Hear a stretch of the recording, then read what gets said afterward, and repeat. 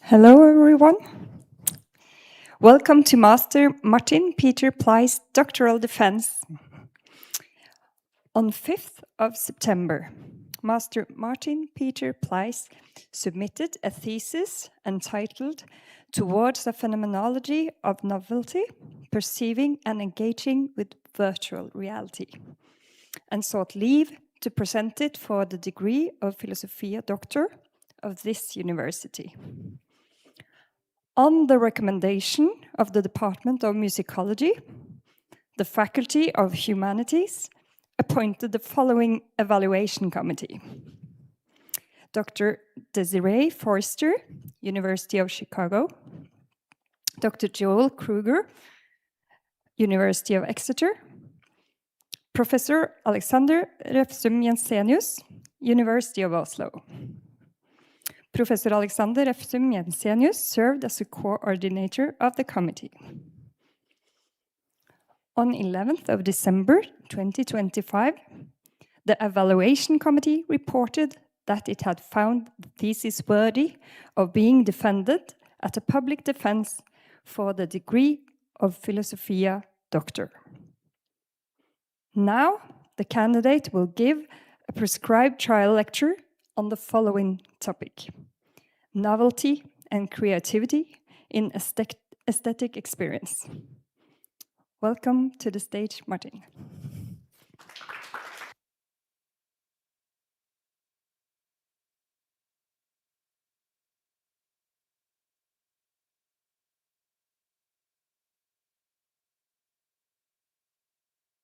Test. Okay. Okay. Thank you, everyone, and welcome to this trial lecture. Thank you, dear committee, for the opportunity and the topic you gave me. That topic, again, is novelty and creativity in aesthetic experiences. This was a curious one for me, because while my thesis is all about a certain kind of novelty and makes heavy use of an artwork and the experience with it, it doesn't really concern itself with the term creativity. And that's strange, right? How can one talk about something to do with art and not about the creative process or the creativity we recognize in things? Well, let me give you a hint by clarifying what I want to talk about today. When I say aesthetic experience, I don't mean culturally sanctioned moments like standing in front of a Rembrandt or listening to an orchestra playing Beethoven. I mean, we will look at such examples, but there's something more fundamental visible in some of these encounters. And that is a mode of engagement that makes them as an experience stand out to everyday life. And when I say creativity, I don't mean creating art or finding creative solutions to solve a problem. I mean the constituting work of perception that does something creative, especially when what we perceive doesn't fit our expectations. I will take this on in 3 steps, or parts. 1, I will set the scene and talk about sense making. In the context of art, I will explain sense and what we mean by an active perception. Then we need some tools, the players. These are concepts that give us a more precise definition of aesthetic experiences. These first 2 parts are introductions. And the third, I will make an argument with some specific literature. That is the theory meat of this talk, but there will be examples. That argument that I want to make in that last part is about creating belief into relationships in the face of perceptual gaps.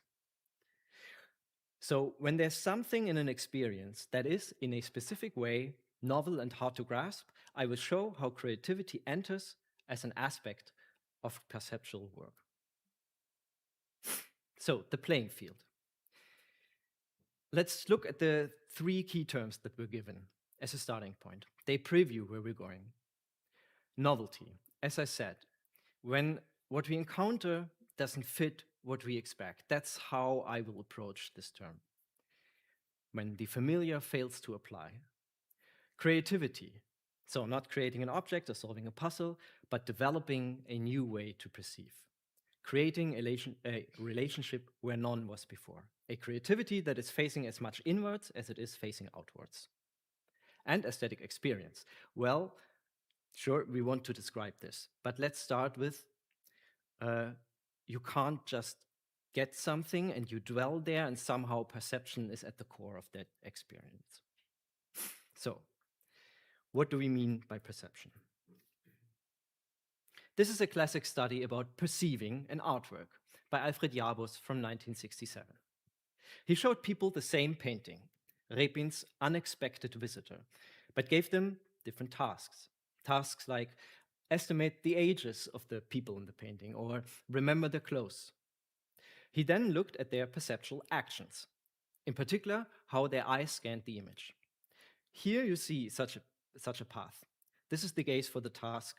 What were these people doing before the visitor on the left arrived? So for each task, the path where the eyes went was different. Same image, same eyes, but different seeing. The story of attention and the gaze gets much more complicated. But this study manifested a fundamental idea. Perception is kind of active. It is, among other things, task dependent. Now, Jabus was studying very fast eye movements as expressions of attention. And in perception research, there's a well-established distinction between stimulus-driven and goal-directed attention. And you're probably familiar with this distinction. Bottom-up and top-down. Bottom-up, something bright or loud captures your attention, and the spike in the environment drives where your focus is going. The attention is stimulus-driven. This is typically observed at fast timescales, and it is about contours or intensity of specific stimuli. And top-down, you're looking for your keys, for example, so you attend to key-shaped things in that very moment where you're looking in a likely spot. Here, your expectations drive the focus. Attention is goal-directed. Sorry, that was a little bit fast. But both these bottom-up and top-down assume something. Either the environment is structured enough to have the salience, or you already pre-reflectively know what you're attending to. And that's because this distinction lives inside a certain scope, the scope of stimulus response. Both are about how singled out information gets processed. But today I'm talking about an enactive framework. In the enactive approach, perception is something you do, you enact. It's not a mere delivery system for inputs. It's the whole process of achieving access to the world.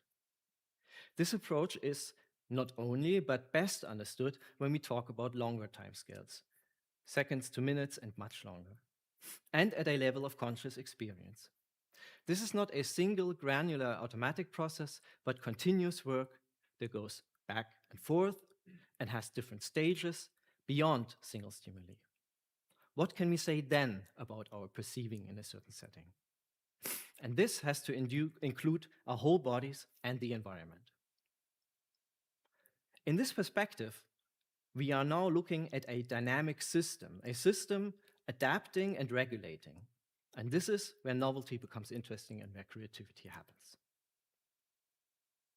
So, look at this painting. What do you see?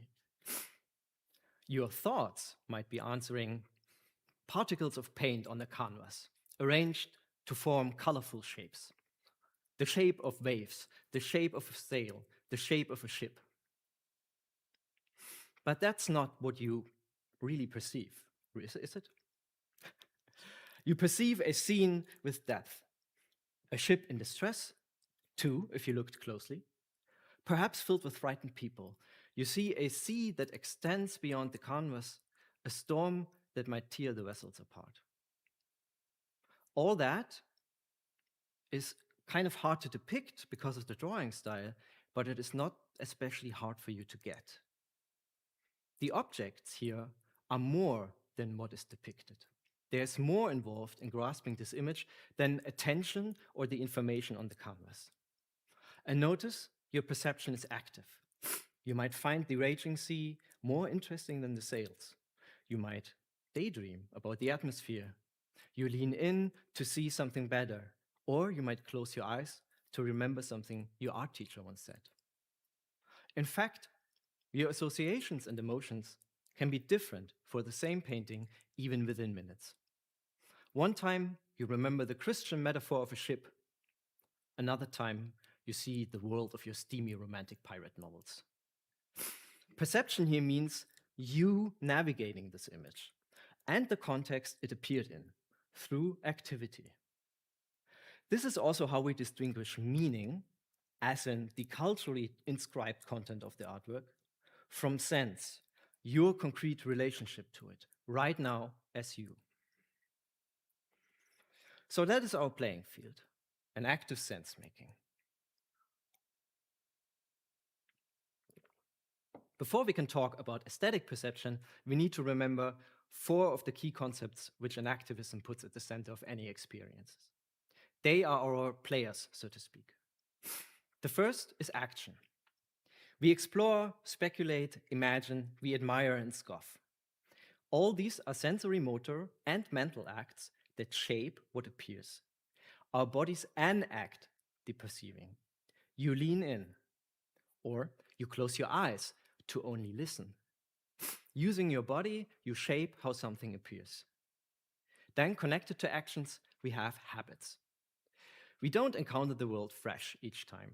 We bring patterns of what to expect from an action, accumulated ways that have worked before for us.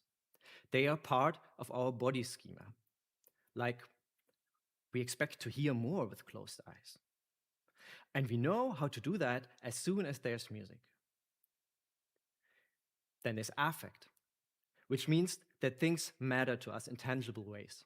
A song comes on. You either feel pulled in or you feel the desire to skip.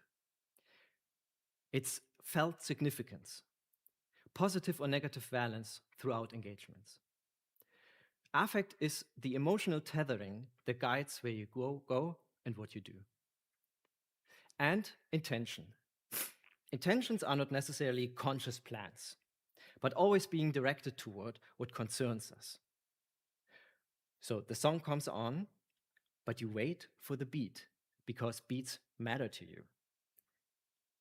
Perception is never neutral in that sense. And these 4 are intertwined. Action is habitual and affectively guided. Habit is built from past actions and carries affective charge. Affect shapes intention, and intentions shape the actions we recognize. So they belong together. They are not distinct processes of our minds. They are concepts, our attempt of an analytical separation of an indeed very much integrated system of adaptation.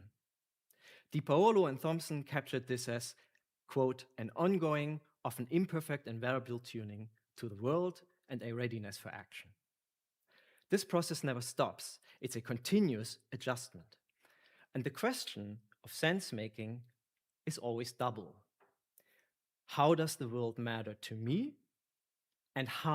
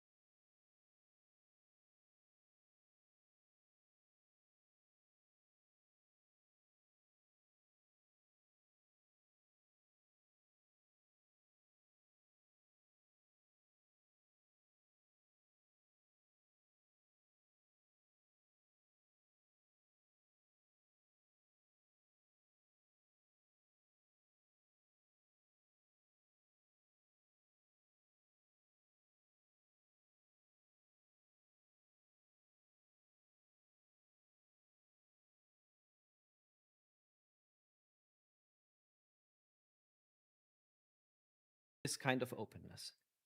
This is a stance that represents a disengagement from goal-directed action, not withdrawal from the engagement itself, though. Brinker calls this being on the edge of action. We are sensory motor engaged, but not instrumentally. You are ready to act, but not for anything specific. Why does this matter? Because in practical engagement, we expect to get things done. And this expectation, our body schematic realm of capability, acts like a filter that lets only that show up for us what is already at hand. But in the aesthetic stance, this filter fails in a productive way. We stay and we still want to resonate.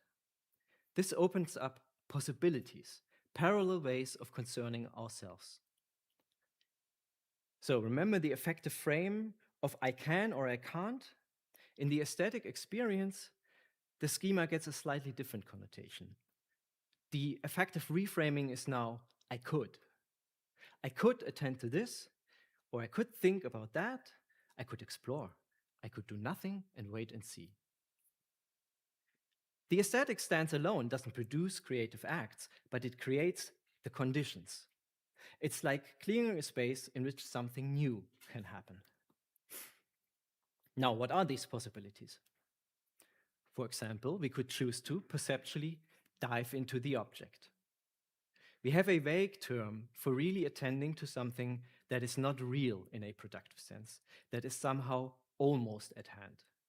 And that term is immersion. We are immersed in something.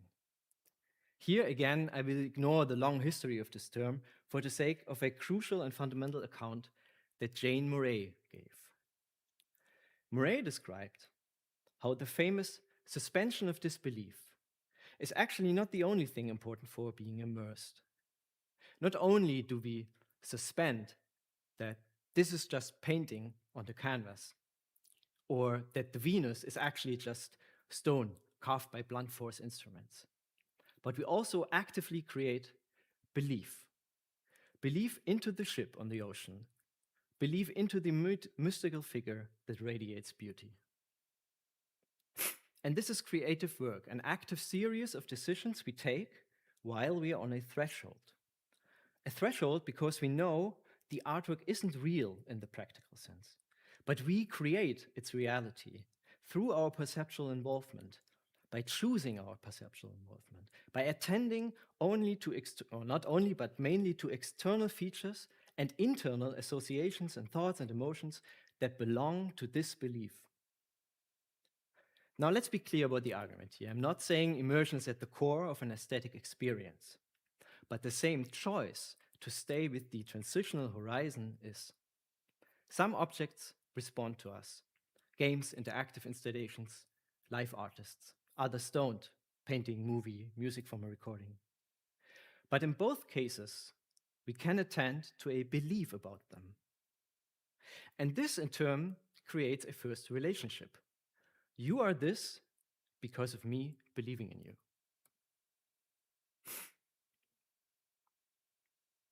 But this is a dynamic process, not just a starting point, a stance. Alva Noe described the necessary work in terms of actual actions. So you go to a gallery, you look at an unfamiliar piece of art. It, quote, strikes you as flat or opaque. You don't get it. So this is what novelty feels like from the inside. For a moment, the world loses depth and becomes inaccessible. But crucially, quote, you don't give up, you look harder. You shift your position, you read the title, you look back at the pieces next to it. This is the work of achieving presence, which is not intellectual labor, but skillful engagement. You're squinting, you're following contours, you're moving closer. You're bringing embodied know-how to bear. Now, we are always working to maintain access, but usually this work is invisible. Habits do it for us. But when habits fail, the work becomes visible. And as I said, we have to consider the object as part of any aesthetic dynamic. And here Ryan Whittingslow gives us an answer to the question posted earlier by Sean Gallagher. What do artworks afford? What kind of work do they ask of us? Whittingslow makes us aware that artworks are not passive remains waiting to be decoded. While Gallagher only said that they have, quote, non-realizable affordances, which short-circuit us into an awareness of our possibilities, Whittingslow highlights that they also positively afford something. They afford structure. If we recognize them as art, they carry the expectation of being actively created. And with that, their features structure our attention. They, quote, invite us to bear our attention upon aspects that otherwise might have escaped our notice. And this is what elevates aesthetic from random novelty. The artwork itself is a framing. It provides direction, an invitation to engage in an orderly, scaffolded way. We approach them as if they have something to say and accept their guidance. And this further frames our engagement. But they also serve us to sort ourselves. We can use them for our own purposes. They scaffold our cognition. So it's a dialogue. The artwork disrupts, structures, and invites. And you believe, respond, and create. This is why the same artwork can open up differently. So we are involving ourselves to see what it means. The creative response is the exploration of how everything fits. This becomes especially apparent when the artwork affords attention directly to our own existence. Bernhard Waldenfels describes how usually being aware of our own existence can be a real rupture of ourselves. When someone you love dies, there's a gap. The event and your understanding of the world don't fit anymore. Who we were before is not connected to what we make of it. We are now really alienated by the world. It transforms who we are. Waldenfels beautifully calls this pathos, and we usually cannot circumvent it. Our reaction cannot heal that gap, cannot consolidate it, but only point at it and create anew. Now, aesthetic experience, of course, seems different. One, it's less radical, and two, we choose it. We can leave. But here's the key. In a sustained aesthetic stance, we can be afforded attention towards existential aspects of ourselves, like our embodiment, our emotional truths, our narratives. It is close to the real thing because our habituated application of self encounters this rupture, because, like Waldenfels says, quote, the call does not belong to the order which integrates the response. So we encounter some pathos as well, but in a protected frame, as if existential, but without the actual threat. We can dwell or go only as far as we want. So on one side, we encounter the artwork. With the appropriate framing, we recognize that something doesn't fit. Rupture, novelty. On the other side, this encounter revealed something about how we perceive. It even made direct attention to existential aspects of ourselves. These sides are not opposites or sequential. They oscillate, like checking a map, then looking at the landscape, then back at the map.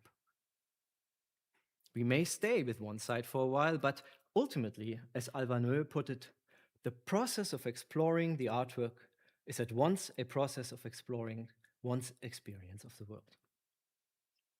This is why the creative response matters.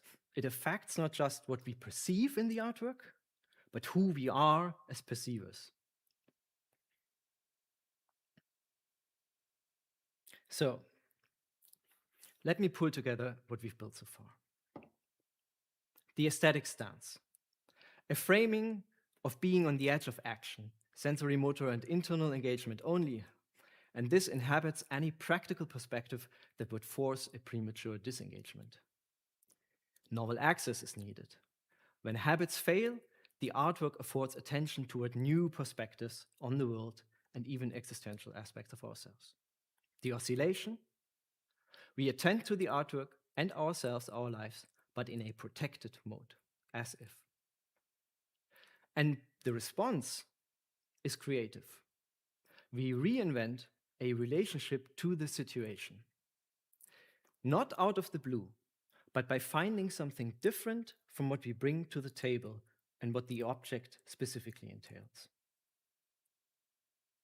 But now the question, what is this creative response doing to us? What are the consequences of this perceptual creativity? This is where we have to talk about sedimentation. While we explore in our aesthetic experience, we do so by still drawing from habits. Our already habitualized self is, after all we have. But with effort, we have to recontextualize it. And we do not know if we can trust our expectations. There might be new outcomes, new value. What happens is that we are transferring habits, slightly altered into a changed context. As Donald Lande says, we take them up in a different fashion. We are changing their style. And in doing so, if the consequences are effectively marked, if we care, as a system we learn and we add to those habits. So every time you ride a bike, you're not just repeating what you've learned, you're adjusting to this street, to this wind. These adjustments change how you ride next time. A little bit here, a little bit there. And this is called sedimentation. And sedimentation also applies to aesthetic experiences.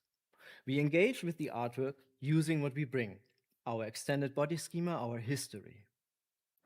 But depending on the effort of the transfer and emotional consequences, the altercation can be a little bit more radical.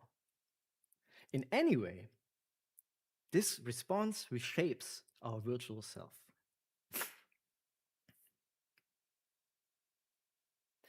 Let me give you a few examples.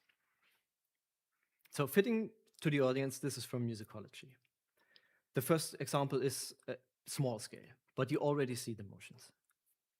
So Schiavio and colleagues argue that even basic forms of entrainment actions, like foot tapping or swaying, are intrinsically creative. Why? Because they have to adapt to each rhythm, each engagement anew. Doing so, they create a different bodily coupling with the environment, which can then be of further value. So with every listening and tapping, every reperformance, we further sediment on our possibilities to entrain with the rhythm and build actions on that entrained state. This is a little bit richer as an example. It's about using habituated anticipation responses in this aesthetic as-if mode.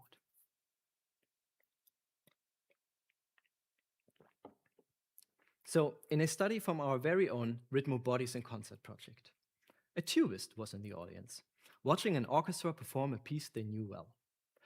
This audience member timed their breathing, preparing like they were about to play, but according to the bass section on the stage. And of course, the bass section doesn't need to breathe. They're string players. The listener's embodied know-how, the tuba breathing technique, was creatively adapted to anticipated events in the environment. They reperformed it as a means to explore the music. Sure enough, they were preparing for a challenge, playing the tuba. But the challenge was neither demonstrated on the stage, nor were they themselves actually going to face it. As if. The creative transfer is not something happening at a different stage. It is foundational to the enacting from the start, even in so-called passive listening. The last example has a wider scope. And with it, I have a task for you. So this is called sky space, by James Turrell. It is basically a room with an opening in the sky. Now, in this video we're going to see, listen to how the two people talking describe their experience. We will hear basically their stream of consciousness.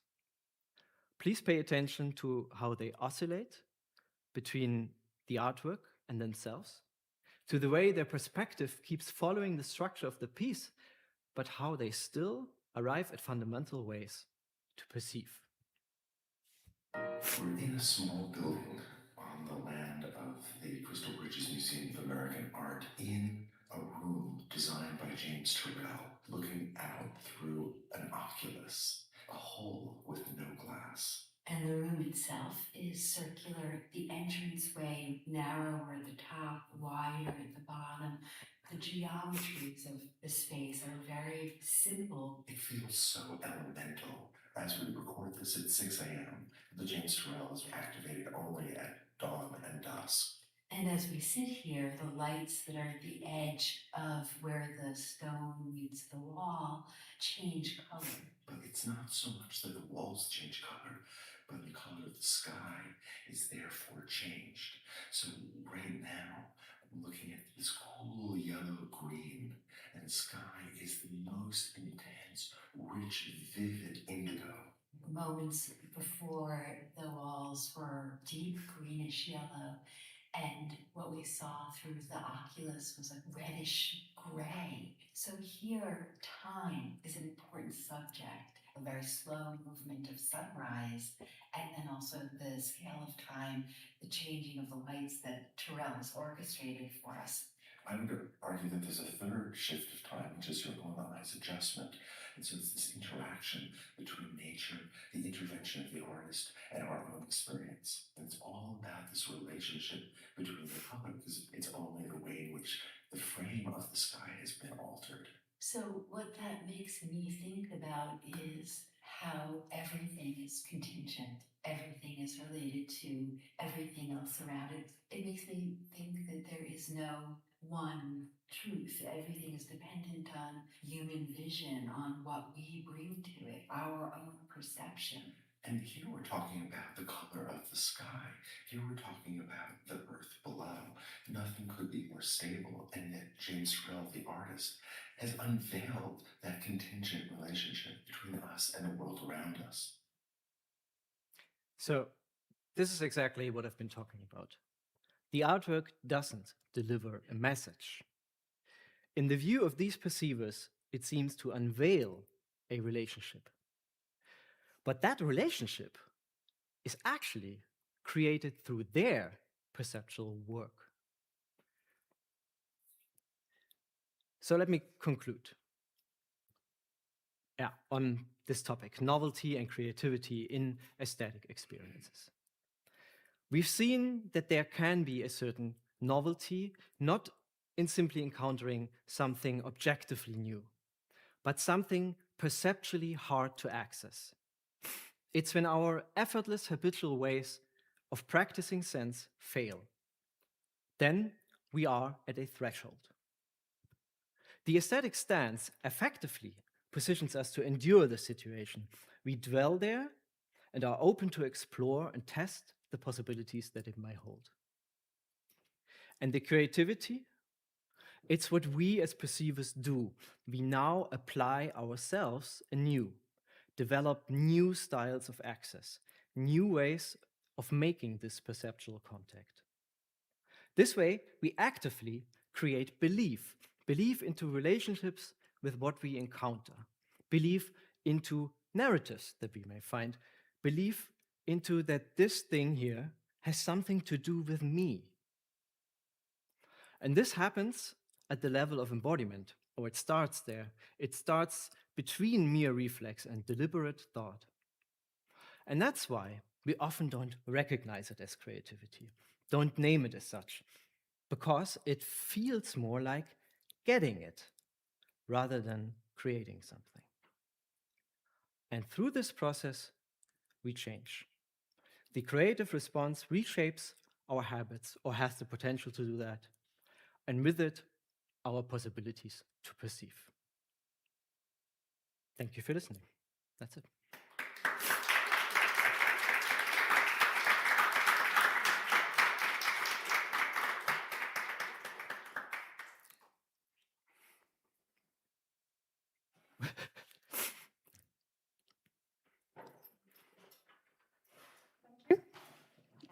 Martin. We will now have a short break, for half an hour. So please return in half an hour and see you. Thank you.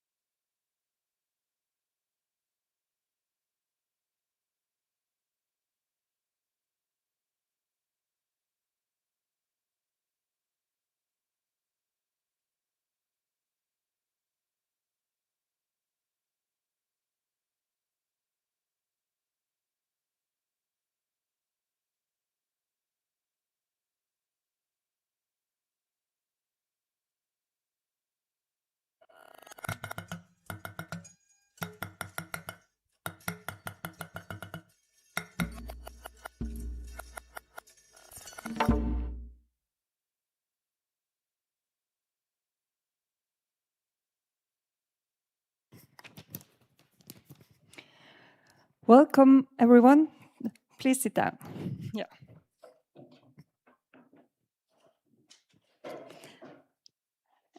And welcome to Master Martin Peter Pleiss Doctoral Defense, 13th of February, 2026. On September 5th, 2025, Martin Peter Pleiss submitted a thesis entitled Towards a Phenomenology of Novelty, Perceiving and Engaging with Virtual Reality, and sought leave to present it for the degree of Philosophiae Doctor of this university.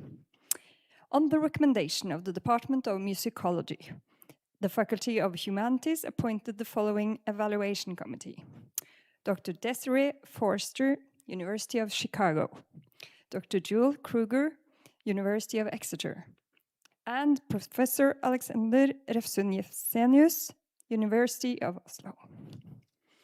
Professor Alexander Refsum-Jensenius served as a coordinator of the committee. On the 11th of December 2025, the evaluation committee reported that it had found a thesis worthy of being defended at a public defense for the degree of Philosophiae Doctor. Earlier today, the candidate gave the prescribed trial lecture on the following topic: novelty and creativity in aesthetic experiences. The trial lecture has been found satisfactory of the evaluation committee. Now the candidate is to defend his thesis in public. The first opponent in the defense will be Dr. Desiree Forster, and the second opponent will be Dr. Joel Kruger. Should any person present wish to speak as an opponent ex auditorio, notice should be given to me before the second ordinary opponent is called upon to speak. Only the in-person audience can ask questions ex auditorio. And may I kindly ask you to turn off the mobile phones. I will now call upon the doctoral candidate, Martin Peter Pleiss, to come forward and give his introduction. Welcome.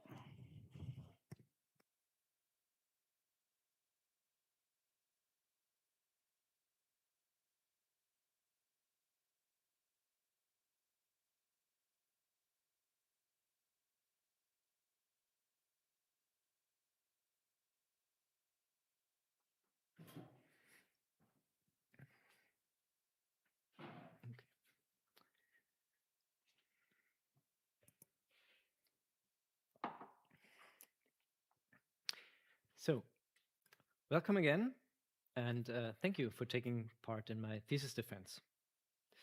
For my thesis, I conducted a study with the help of virtual reality, which belongs to the realm of experimental phenomenology. The study, not the virtual reality. So this was a philosophical investigation of meaning making, and I used VR to explore what it is like to experience novelty, new contexts, the abstract and unfamiliar. I will go through the thesis in 3 steps. First, some brief remarks about the theoretical nature of this project, which would correspond to chapters 1 and 2. Then I outline the methodological framework and I introduce the virtual reality artwork. And lastly, I will talk about the statements from my participant interviews and what I could actually see in them. So the analysis and conclusion. The overall project my thesis is contributing to is the phenomenology of meaning making, how we as subjects make sense of the world. To even describe such a thing, let alone investigate it, is hard. It's hard because of contexts.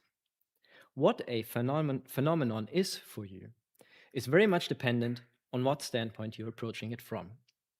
The thesis discusses this through examples like the painting of a ship in a stormy sea.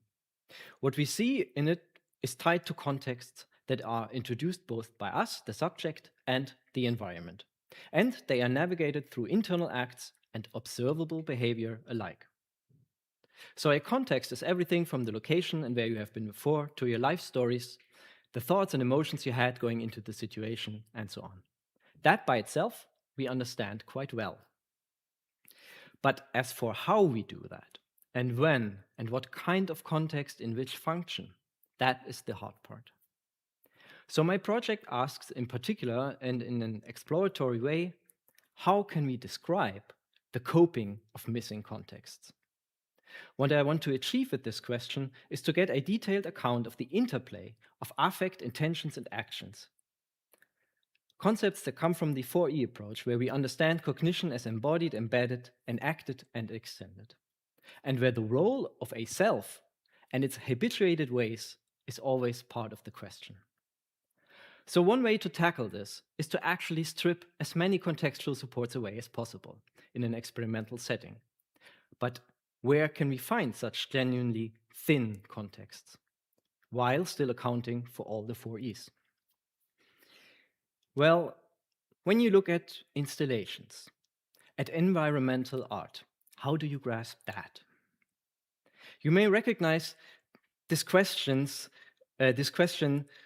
from a gallery visit, a museum, or even a concert. The question, what the heck am I supposed to do with this? And this question is a superpower, I argue. Because that very moment you pose that question exemplifies an interruption of habitual action and a shaping of your attention, a reframing. This is not your everyday context. The thesis discusses why in such novel encounters there should be a necessity to orientate and to become curious. You have to adapt and regulate. What my study then makes heavy use of is that now we are forced to do something we never do in everyday life. We ask in front of the artwork, what am I perceiving here? And what is it doing to me? The philosopher Alban Muir refers to this self-referential in his concept of experiential art. These are pieces that make us attend to our own coping. And this is an experience we can report about. So I took this idea to find a phenomenological tool, an experience outside of our natural and naive perspective, to create a factual variation of living through thin contexts. And I found with virtual reality, we can create and modify a suitable aesthetic. This is because VR is multimodal, and as you move in the physical space, so you are moving in the digital. You can even reach out in VR and manually interact with the environment. And, important for my context reduction, a VR's headset isolates you from your surroundings and removes stimuli that point to the world outside. And that brings us to the artwork. The piece I ended up using is called Mutator VR Vortex, created by a team led by William Latham, a veteran of generative computer art. Mutator Vortex is filled with very abstract objects and vine-like structures, which are all procedurally generated, which means every time you start it, they look a little bit different. You are submersed in this world and you can float in all directions. There's physics you won't recognize. For example, everything interacts, but via force fields that attract or repel. Your hands are represented by strange coils, like this thing here. And they are the only visible body you have in there. The procedural shapes follow a rule set, and there's movement with patterns and rhythms. But it's quite complex. Nothing is obvious and not explained in any way. No semantics, no tropes to recognize, not in a canonical sense at least. And everything is diegetic. So let's have a look.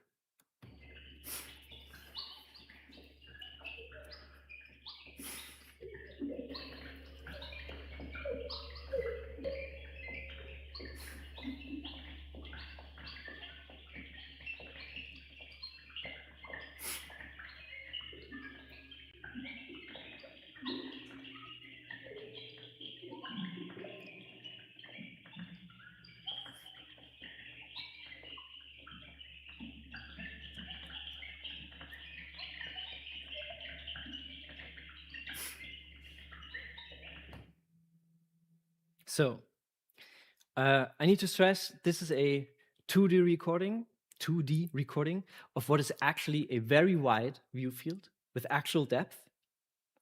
And it seems much more dense in this video than inside the VR. And this is the original version, unaltered. We actually created variations of the world with lesser objects. I showed you the more richer one so you can see more the variety of things that can pop up. Lance Putnam, one of the artists involved, helped me a lot and introduced several adjustment parameters for these procedural worlds. So these were mainly aspects like object density, speeds, and complexity to address potential sensory overload and the pace of possible exploration. But having found the environment for the study, the first-person perspective of the participants remains a genuine problem.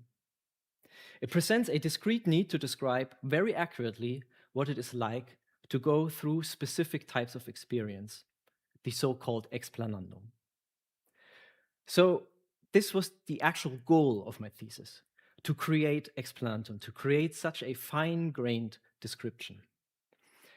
To do so, I used phenomenological interviews, which is a specific interview type that lets the interviewee explain freely what happened. But it is also strict in its metastructure. I follow the participants in what they can recall, but I also direct their focus to relive the event. This is exploratory. I do not presuppose, and I give them time.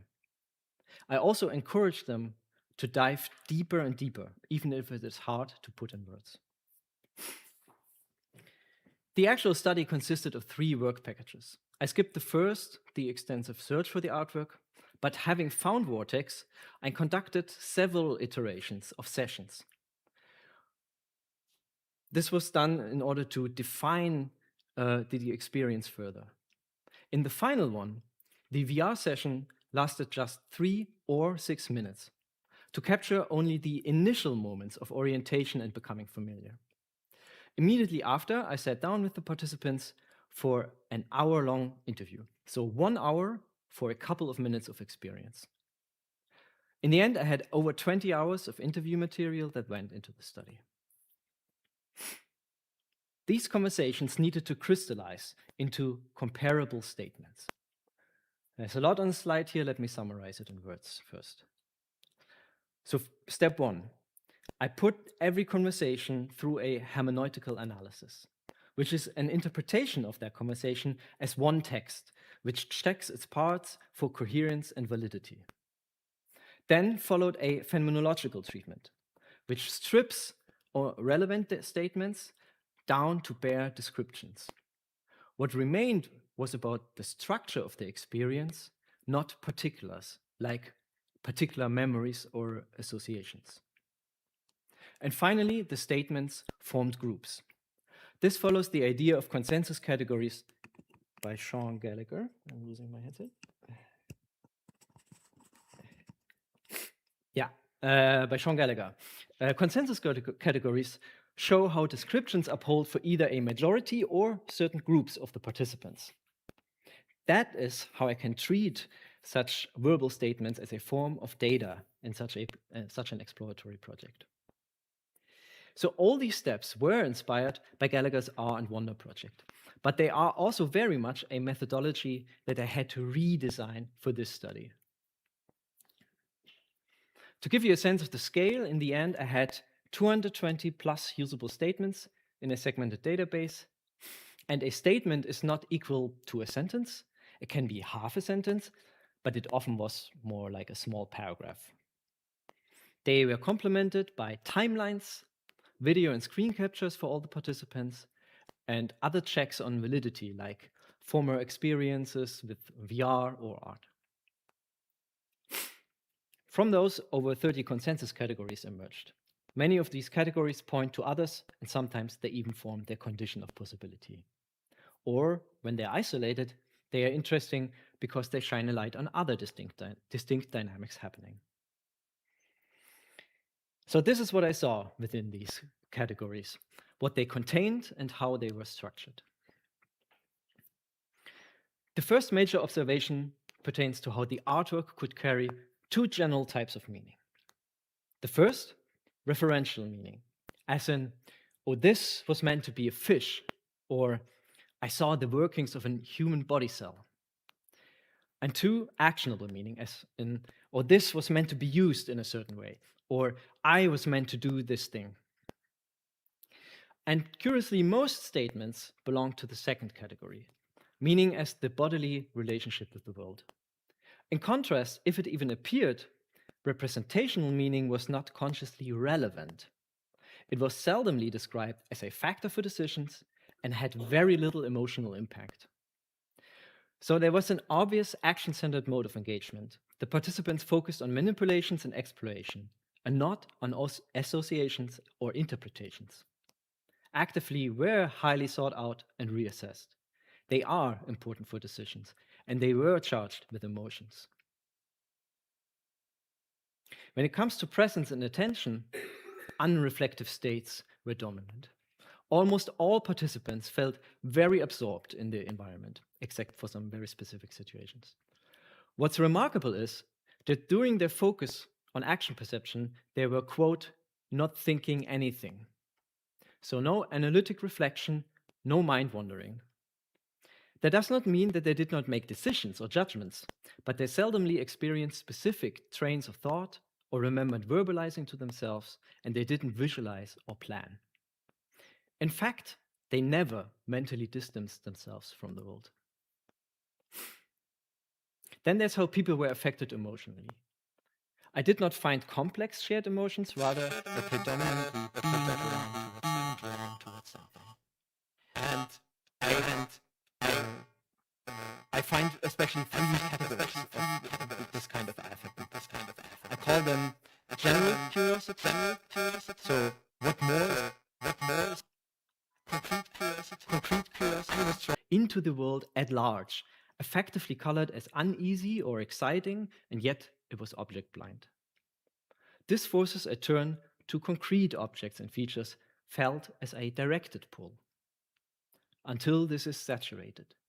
While the single engagement could be effectively marked by disappointment or satisfaction, the following stance was emotionally neutral. So what stands out is that curiosity in these forms points back to itself.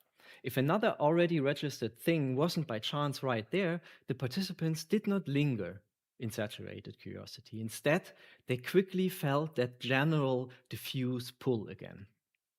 The current engagement simply becomes irrelevant in the face of the urge to experience more, without consciously knowing that there actually is more.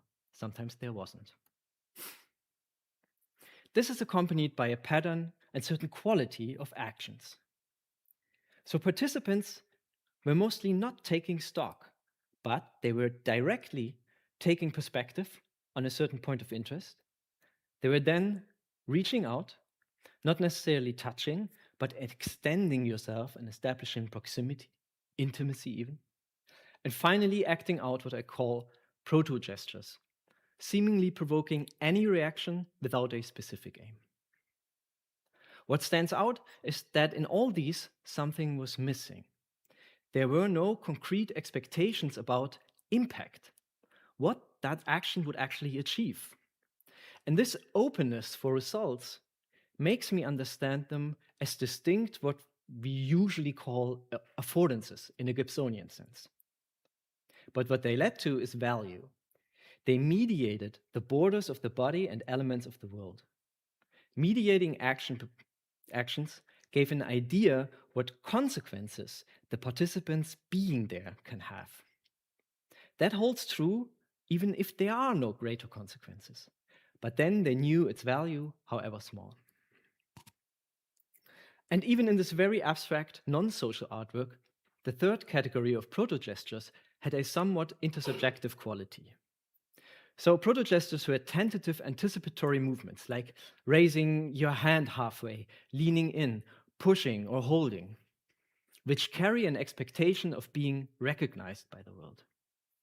So I often saw how a point of interest was approached as if those will respond, without recognizing communication or being addressed first. They were negotiations of mutual presence. Now, what I discern from all this is a specific cyclic pattern of personal sense. General curiosity, this diffuse pull, is an anticipation, a mix of, I am going to matter, but how am I going to matter? It's really about who you are, not the artwork, but it is also not sustainable. So it gets actuated, an entanglement in a particular relationship. Through it, the participant experiences herself. Even as a passive watcher, this is now a form of being and not just an anticipation. And validation is realized in the form of consequences. What works and what not is emotionally marked. We witness signification. Importantly, this is like a motivation motor, the dynamic of enabling oneself. To become someone and to bring forth the something is the same motion.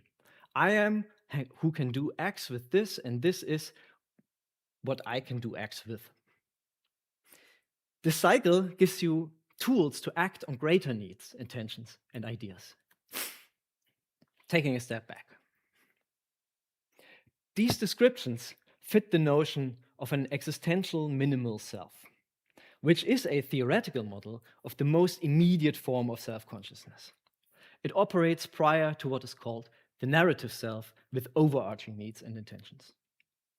There are, of course, traces in the reports of the participants' history, habits, tempers, so stuff that belongs to the narrative self.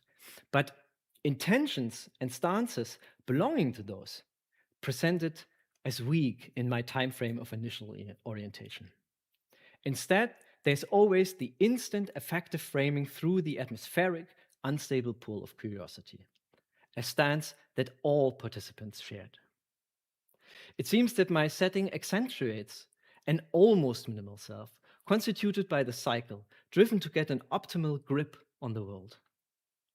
It shows the required signification of consequences, but it stops short of the internalization of the body schema through repetitive affective impact.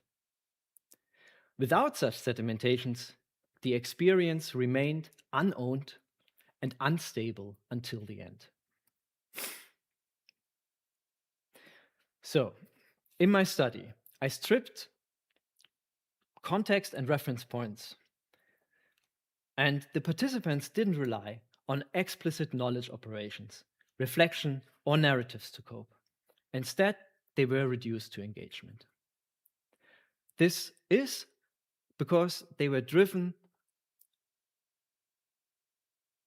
by effective framing, by a self-enabling curiosity, gradually establishing themselves as relevant participants in the situation. They could do this despite a lack of typical affordances, through expectation-sparse mediating actions. And this is not just about an abstract particular VR. It could apply to ecological perception in general, but it would be dominated by familiar contexts, and it would only slowly chip away on layers of habit there where affordances are missing.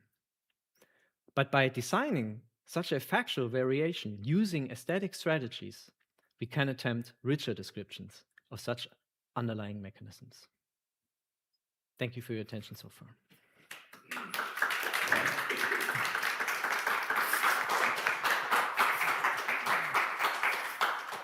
Thank you very much, Martin. I would like to thank you so much for your introduction. We will now continue the defense by calling up the first opponent, Dr. Desiree Forster, to come forward, and she is participating online today. So welcome.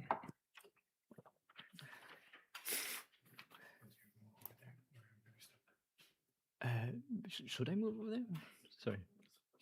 No, you.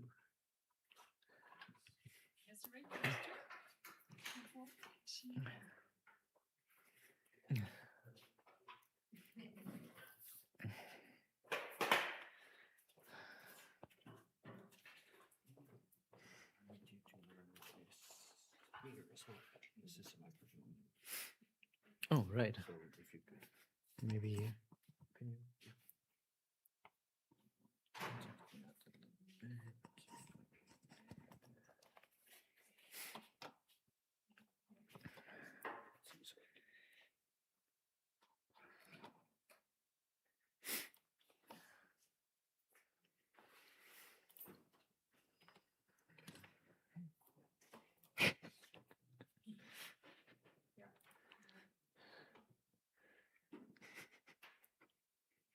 Ah, okay.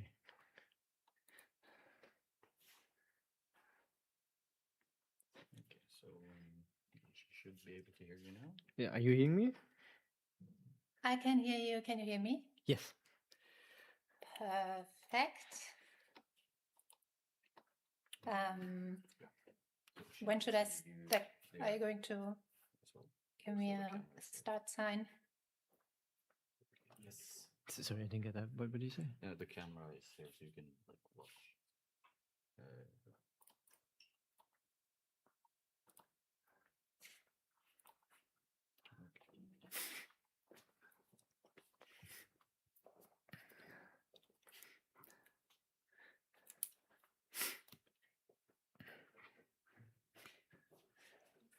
So I think we're ready. Yeah. Okay. Should I start sharing the slides also already? Maybe. Sure. So you can all see and hear me, all right? Yeah. Perfect. Okay. Wonderful. Yeah. Thank you so much for inviting me. I'm really excited to be part of this committee. I'm sorry that I cannot be there in person, but yeah, it was very exciting to listen to the trial lecture and the introduction. I would first like to begin by congratulating the candidate on a really fascinating and ambitious thesis that explores the experience of novelty and unfamiliarity through the framework of 4E cognition, that is, cognition as embodied, embedded, and acted and extended. The study situates itself at the intersection of phenomenology, cognitive science, and aesthetic experience, and uses virtual reality as an experimental setting to examine how individuals engage with unfamiliar environments. The work contributes to ongoing debates about sense-making, embodiment, and the minimal self by introducing the concept of mediating action potentials, a notion that seems to bridge habitual action and open exploratory behavior in context of novelty. And while my own research is concerned with similar topics, what stood really out to me was the methodological intervention of using a VR experience to explore this. And just to situate myself, my own research is very much concerned with questions of the experience of indeterminacy in aesthetic environments. And I have been using VR as well to explore this. For example, here in the lower left side, Give and Take was an art experience that I co-created with artists and scientists, where people can explore the metabolic interrelationship with ecological environments. And then more recently, and kind of fitting to Master Pleiss's thesis, Liminal Experience in VR, where we co-created 3 virtual rooms that were spatial puzzles that people had to move through, navigate, and afterwards I would use microphenomenology as an interview technique to understand how people would experience this losing and reestablishing of meaningful relationship.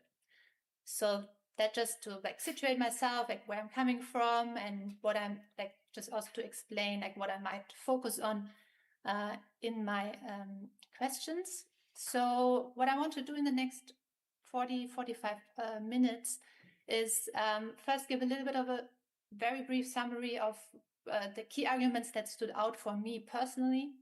And then I have follow-up questions that are clustered around different themes. And I will pose all those questions, and then Master Pleiss can answer them either one by one or just answer them all together, whatever works best. And of course, some of those questions you have touched upon in your introduction already. So we can keep this a little bit dynamic and organic as well. So the key arguments that stood out to me is that the thesis constructs a rich conceptual foundation combining phenomenology and 4E cognition, and the central claim is sense-making in unfamiliar environments emerges through effectively charged intentional actions. And aesthetics is reframed here not as the study of art objects, but as a process of embodied sense-making. So my first set of thematic questions is concerned with the relation between intentionality and affectivity. So you analyze both intentional actions and affective valuation as central to sense-making. Can these be separated at all? Are they two aspects of one process, or do they operate on distinct planes? Do you see affectivity as foundational to intentionality or as emerging from it? And how might this relation look different in non-human agents or artificial systems? Should I already? Or, Yeah, okay. yeah. This is like the first set of thematic questions, and yeah. Okay, great. First of all, good morning, I guess, for you. Yeah. And thank you. So intentional actions and effective valuation, can these be separated at all?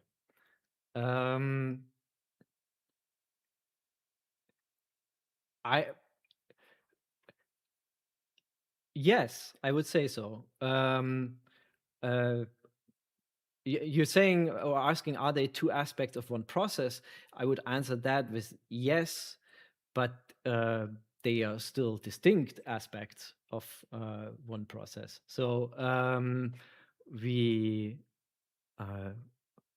what is important to note maybe is that effective valuation is not only the outcome of one particular engagement, it is also the framing of the next one.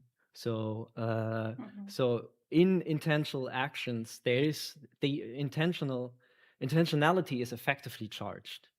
So it's not like one is the consequence of the other, but to use a Merleau-Pontian term, there's an encroachment.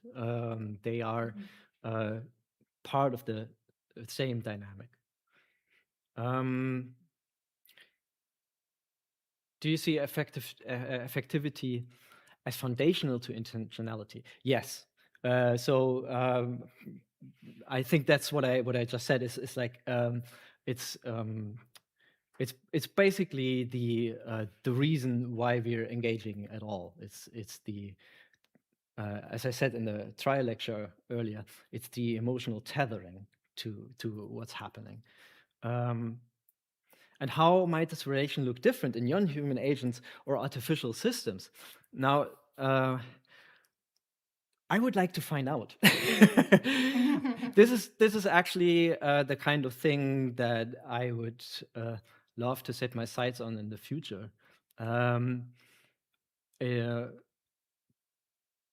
To see if we can somehow create an artificial intelligence model that follows that kind of being affected and therefore framed into action. Yeah, I would love to see that. That sounds very exciting. Thank you so much.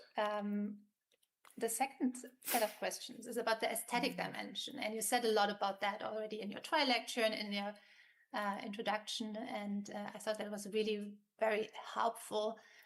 In your thesis, you say that a difference exists between experiencing art and having an aesthetic experience, whereby the aesthetic should have a lower threshold. The aesthetic experience, for one, is not tied to the social context of the art world public. So you frame aesthetics as a sense-making process rather than a property of artworks, yet you experiment using VR artwork. Could your argument hold in a non-art context, say a VR simulation without aesthetic intention? And I think when answering this question, you can like really focus more on this aspect of what would it mean to use a VR model that, for example, was created in a scientific, like computer science lab, or for the sake of a psychological trial. So what is the difference there? Because you did say already a lot about what what the aesthetic experience of artworks actually does. So second question of this thematic set is, how do you define the aesthetic in the setting? Is it a mode of engagement or a feature of the environment? You also touched upon that already a little bit. And the last question, just me being curious, how would you situate your account in relation to pragmatist aesthetics, such as Dewey's art as experience, or other activist accounts of art, which you did already a little bit in your trial lecture? But yeah, these are my three questions on the aesthetic dimension of your thesis. Yeah. Okay. So could your argument hold in a non-art context? I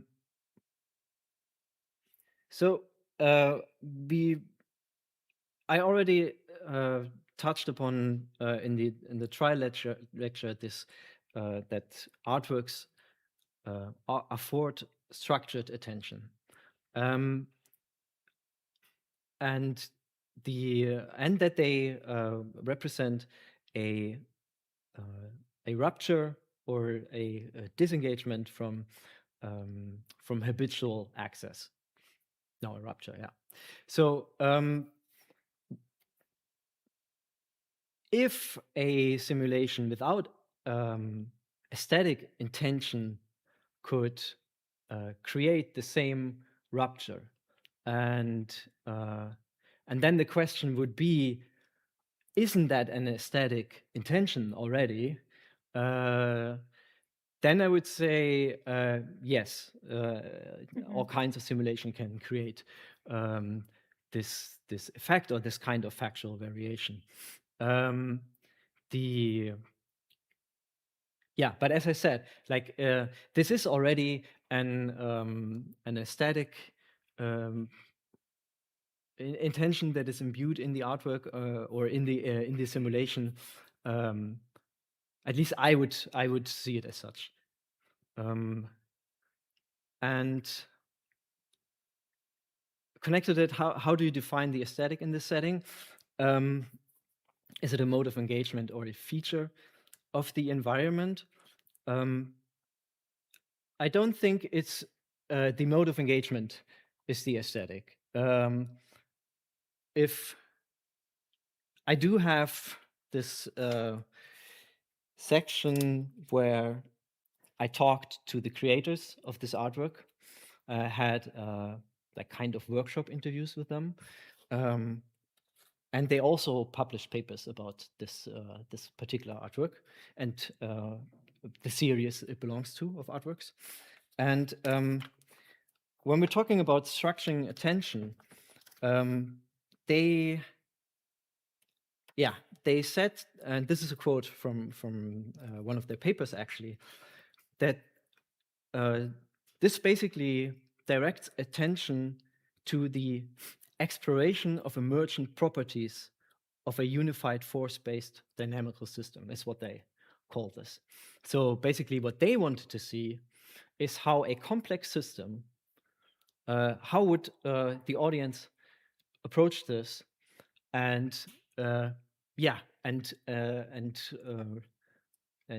cope with, or not cope, because that's my how I use it, but this emergent properties, how do they basically find this kind of meaning in such a complex setting?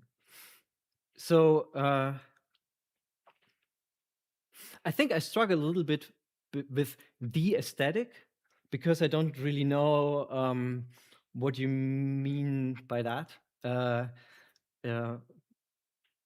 But the feature of the environment is this kind of structure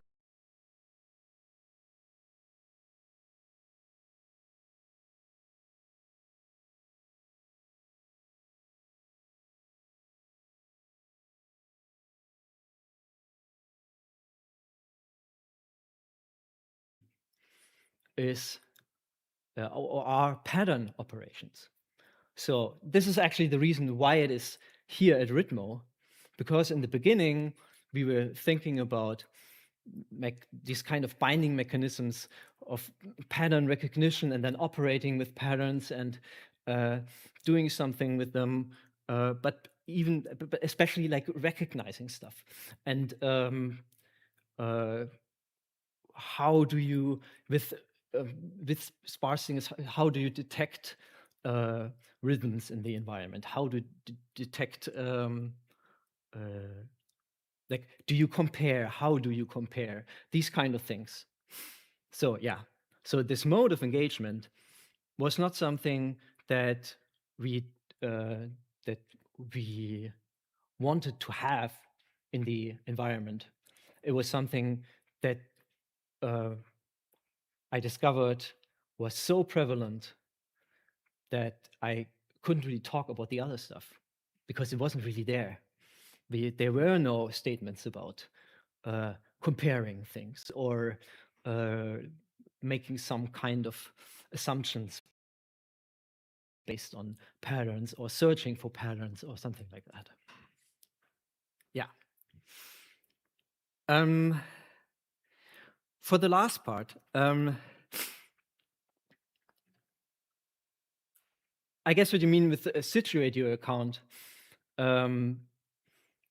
is definitely an activist account that I give here,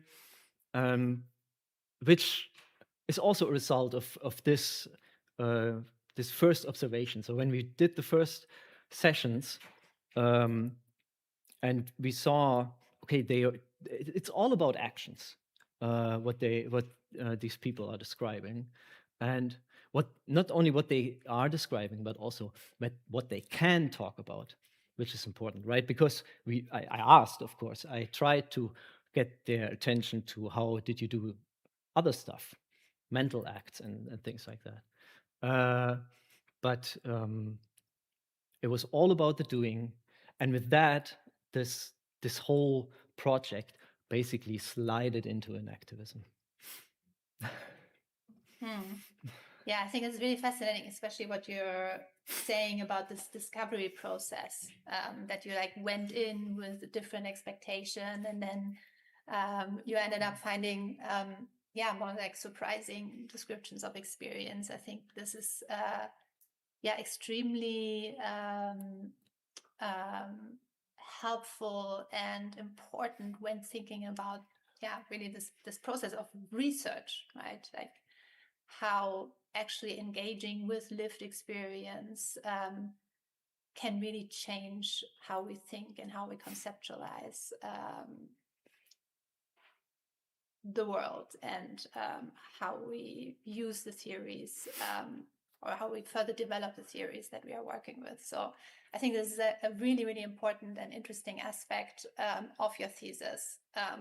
And I want to like really encourage you to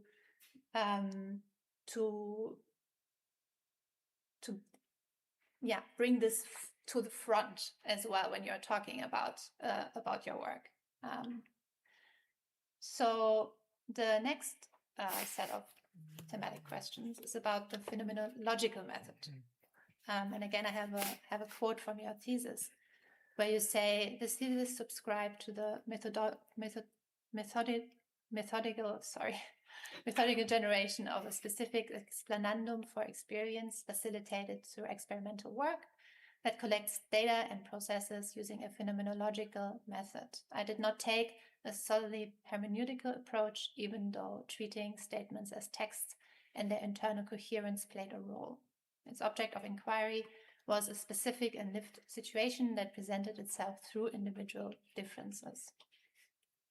So your project adapts phenomenology to experimental design, Could you expand on how you ensured methodological rigor when transforming a qualitative first-person approach into a quasi-empirical setup? How did you treat the verbal reports from participants? Are they data, descriptions, or interpretations? And what, if anything, surprised you in the empirical results compared to your theoretical expectations, which is something that you kind of already answered. Yeah, even though I'm sure there was some other stuff as well that surprised me. But yeah, okay.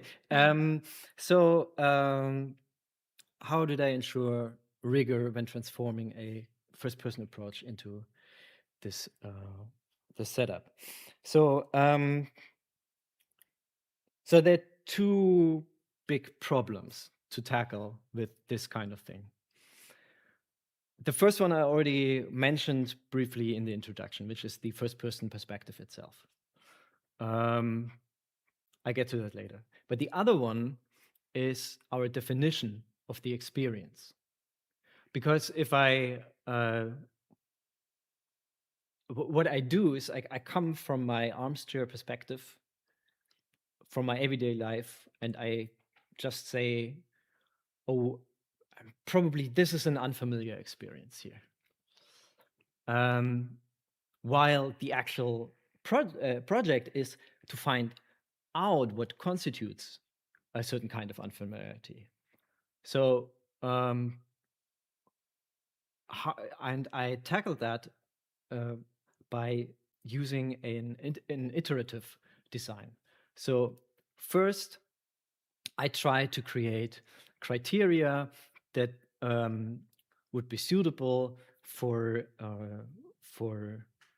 that kind of experience where you encounter something truly unfamiliar. Unfamiliarity was the term that we started out with.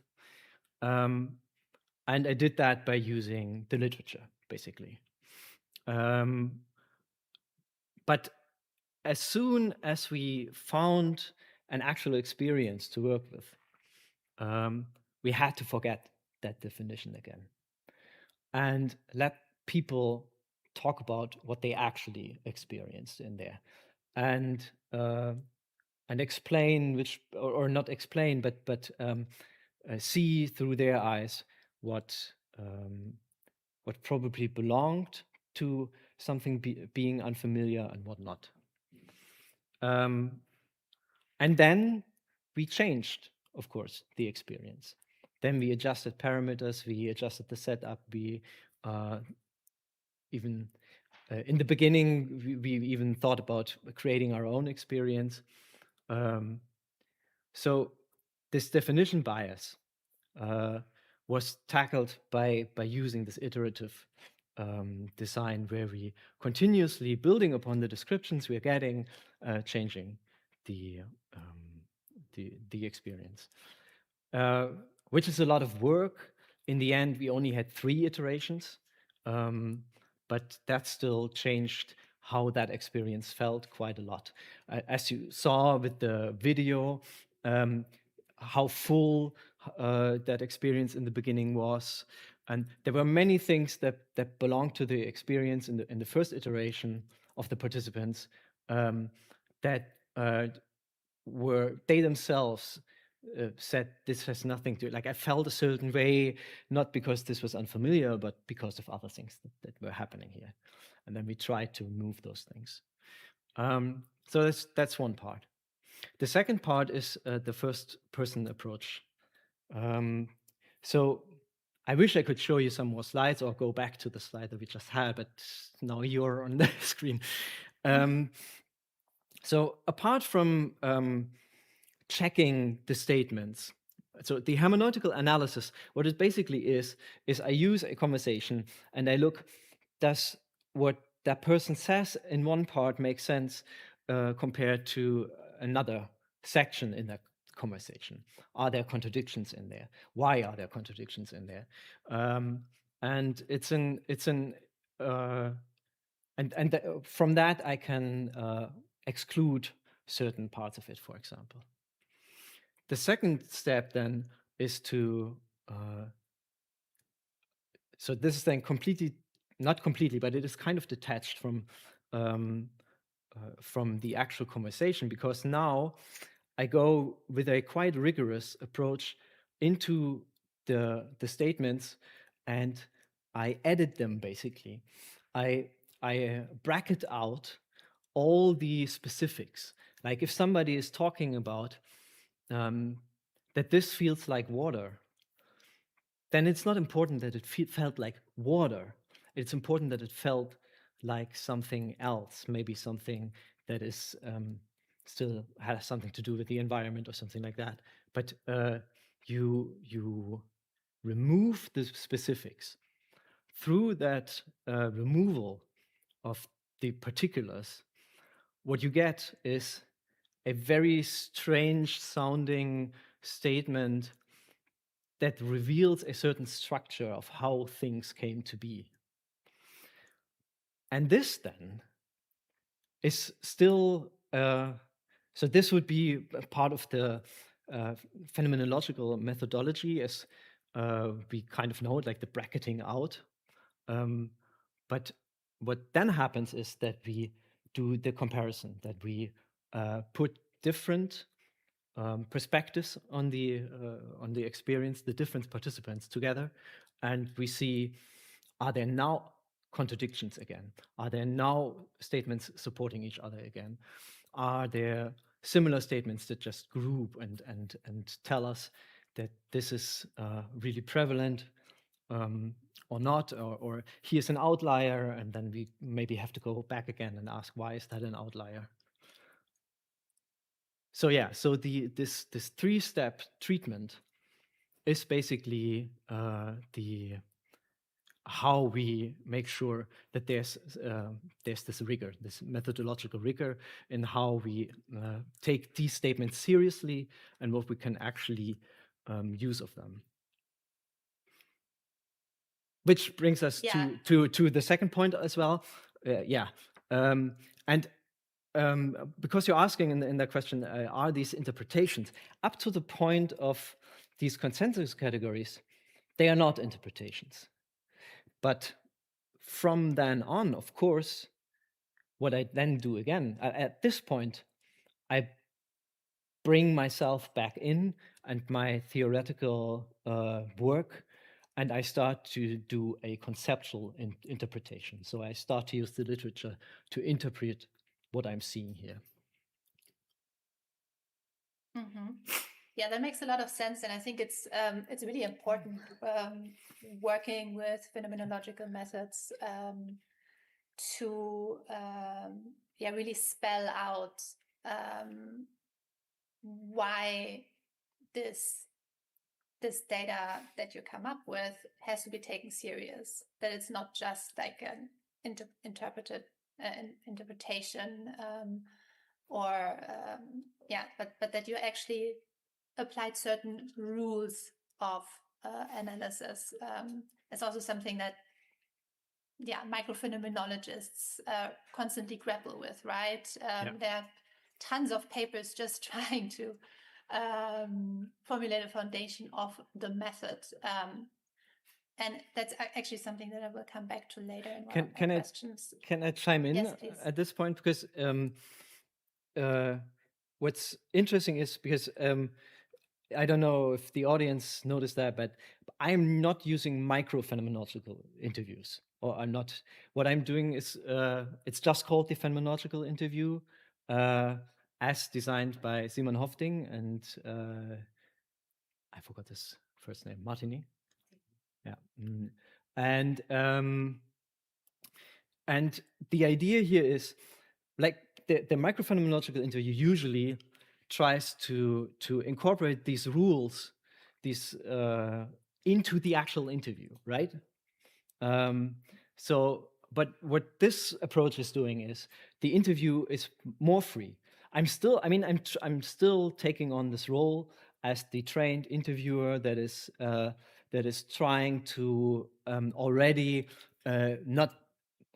When we say we let them speak freely, the interviews, it doesn't mean that they can talk about how important it was for their grandma to have an aquarium, and that's what they now have to think about because this reminded them a little bit of being underwater.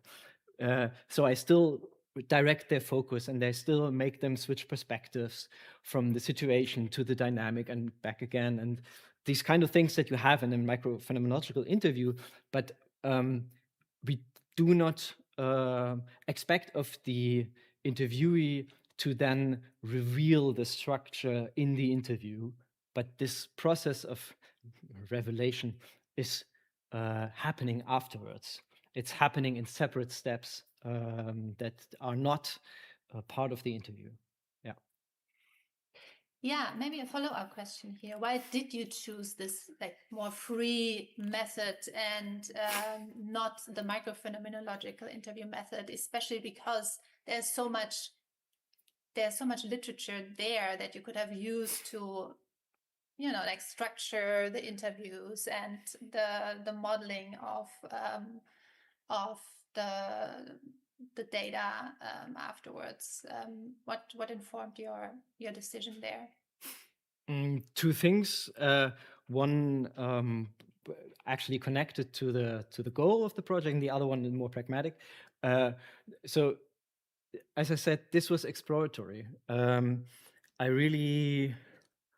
didn't want to presuppose anything, and I just felt that this kind of interview would give more room to finding what is actually there and not just describing certain aspects that we already kind of honed in on before. And the second pragmatic reason was that Simon Hofding was actually here at Ritmo, and I basically could do like hands-on training with him Nice. with this. Yeah. Yeah. So that would be. That makes sense. Yeah, wonderful. I will jump a couple of questions because time is running by fast. I would like to talk a little bit about intersubjectivity and the environment.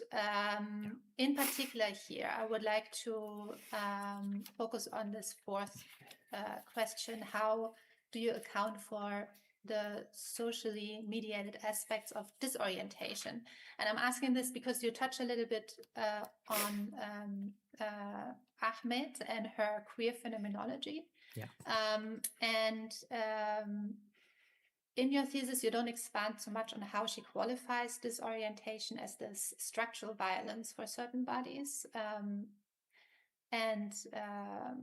The curiosity that you find in your interviews that drives your participants to explore the unknown environments might, through Ahmed's theory, actually be part of a privilege that not everybody has. So how would you account for this socially mediated aspect of unfamiliarity, disorientation in your work? That's a good point, actually. I have on my list of weaknesses for this study, there's the fact that we basically removed all stark negative valences. So we didn't want in the beginning, we didn't want this to be threatening to the people, to the participants. They should feel motivated to do whatever came to their mind. That was the rationale. And in hindsight, of course, this gives this a certain, like this is a very, it's not specific, but still a positive framing. And while we try to remove all kinds of hints and cultural connotations and stuff like that for the participants while they were or before they were going in, what I now realize in hindsight is also that even the invitation to do this was charged by this positive, like, do you want to explore something new? Do you want to? So there's always this, in these or in these terms, we're giving these participants the privilege to do this without any threat. Yeah. yeah, it would be interesting to think about how this whole research could include, in fact, like more negative balances, or yeah, maybe that's the next step. Another project. Be curious to see that. Mhm. I have some more general questions for our last 10 minutes. So what do you think, how could philosophy impact VR research and vice versa? What are further avenues of investigation that you see at the horizon, both for you, but for the fields as well?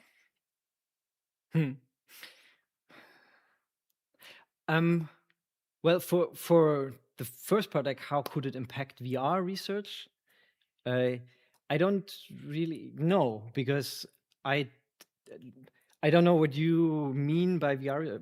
I understand VR research as researching what a VR can be and how it can be developed and things like that. Or what do you mean by VR research? I think there's a lot of research in like cognitive science, clinical settings, computer science that is trying to understand how VR can be used in different contexts and new avenues to, yeah, for example, treat certain illnesses, or how it can help us to better understand cognitive processes and so on. Yeah, okay. I mean, for the more practical application or research into practical application, this kind of perspective shows us that how important it is to give the users not just like rich visuals and like spatial sense and things like that, but actually a way to involve themselves in what they are doing. How motivating that is, how engaging that is. In general, how could philosophy impact? I wouldn't dare to say more about that, because these are two terms so big. All of philosophy, how would that impact VR research? But vice versa, I actually like, this is actually a point that I want to make without saying it out, more by example than by like making a big strong claim about this, but I'm trying to show that VR is actually, because it is an isomorphism, it is about functionally real objects and a functionally real environment, that we can use this as a tool, which you probably understand quite well, but others wouldn't necessarily think about that. And I would love to see more things like that. Yeah. Mm-hmm. How would you say your research relates to or counters representation of philosophical models of perception? Ha. No comment. No. No. Actually, the honest answer is that is the actual research. Of course, I have an opinion, but the actual research, its scope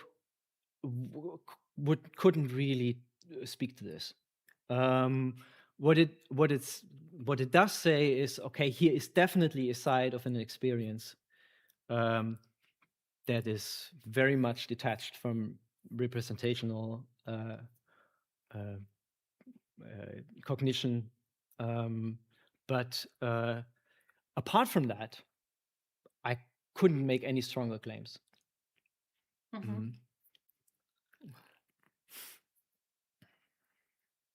Do you consider your study phenomenological in spirit or empirical in method? Where do you draw the boundary?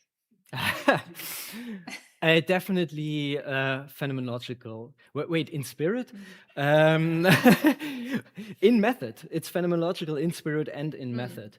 But That's I the right answer.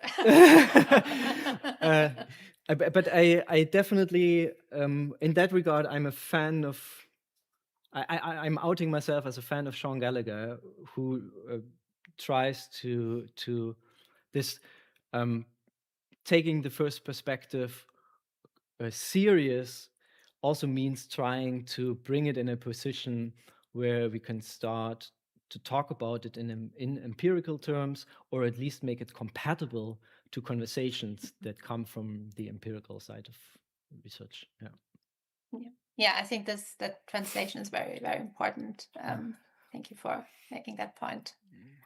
To what extent can your findings about VR experiences be generalized then to real world encounters with unfamiliarity? The scope of the whole thing is pretty small when we which is also why it has some strong and good findings. But for example, the fact that while we are witnessing signification, we are not seeing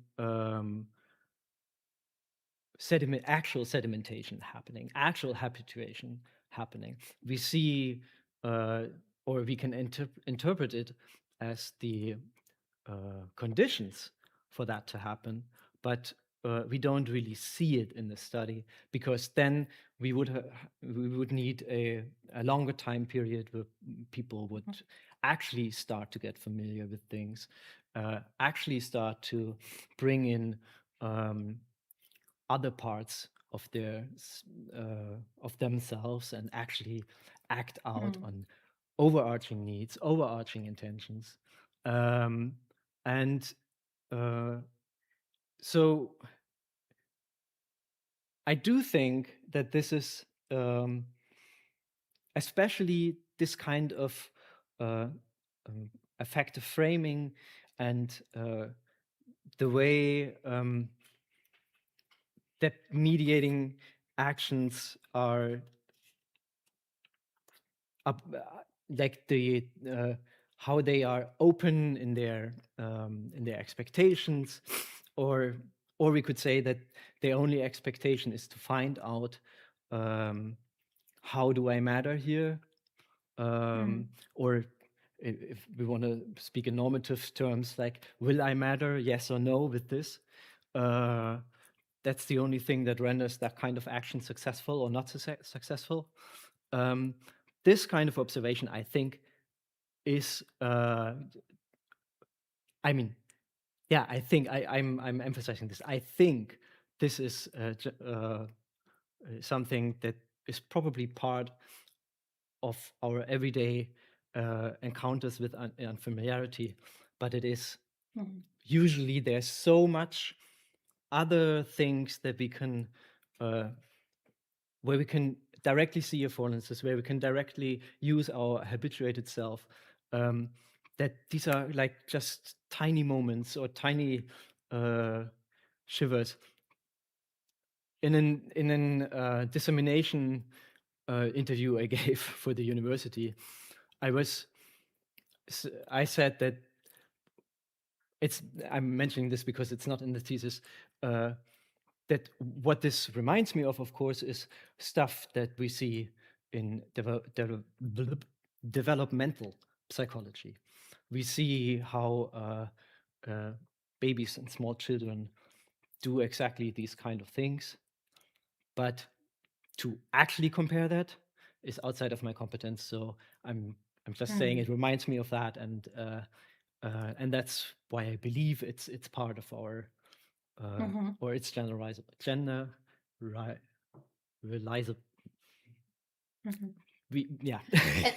Sorry. Yeah. And is this something that you see your research moving towards in the future? Like, for example, collaborating with scientists from developmental research areas, or other ways to like try to see if such a sedimentation phase can actually happen through the intervention of virtual reality in this case. Is that something you look towards finding collaborators or working towards? I mean, in general, yes, not necessarily with the child development, but I would be interested in seeing someone who's actually competent in that, in comparing these accounts.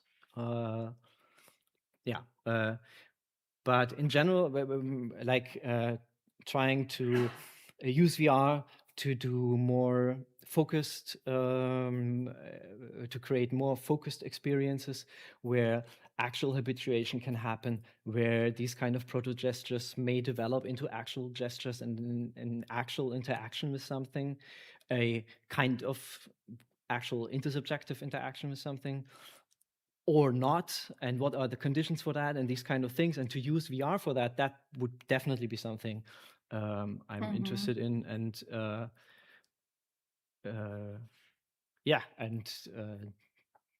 also find collaborators for. Yeah. I'm also very interested in that. Maybe we will collaborate on it in the future. That would be great. I will stop sharing here because I think we are at the end of the 45 minutes. I would have had a few more questions, but I think, yeah, you did a great job answering my questions so far. And yeah, thank you for the discussion and for this really interesting thesis and lecture. Thank you. Thank you.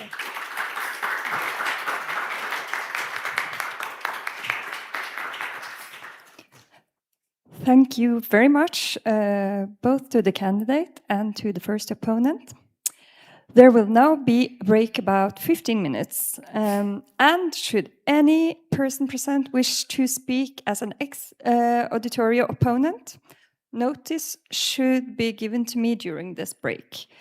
These proceedings will continue at 4 o'clock. Thank you.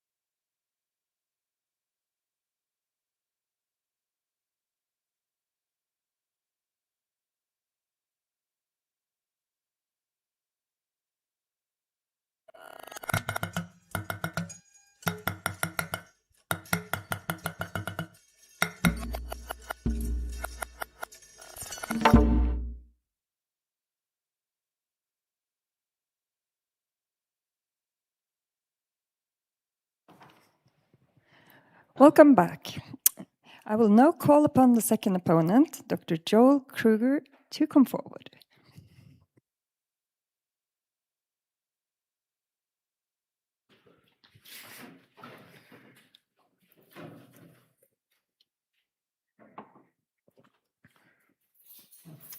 There. I think I am unmuted.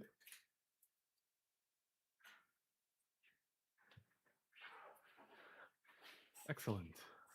So let me begin my portion of the program by first thanking you for the privilege of talking with you about this amazing project. I enjoyed reading it immensely. I learned many things along the way. I found the trial lecture very impressive. I took copious notes, as I think I told you earlier, have lots of new examples to explore and think about.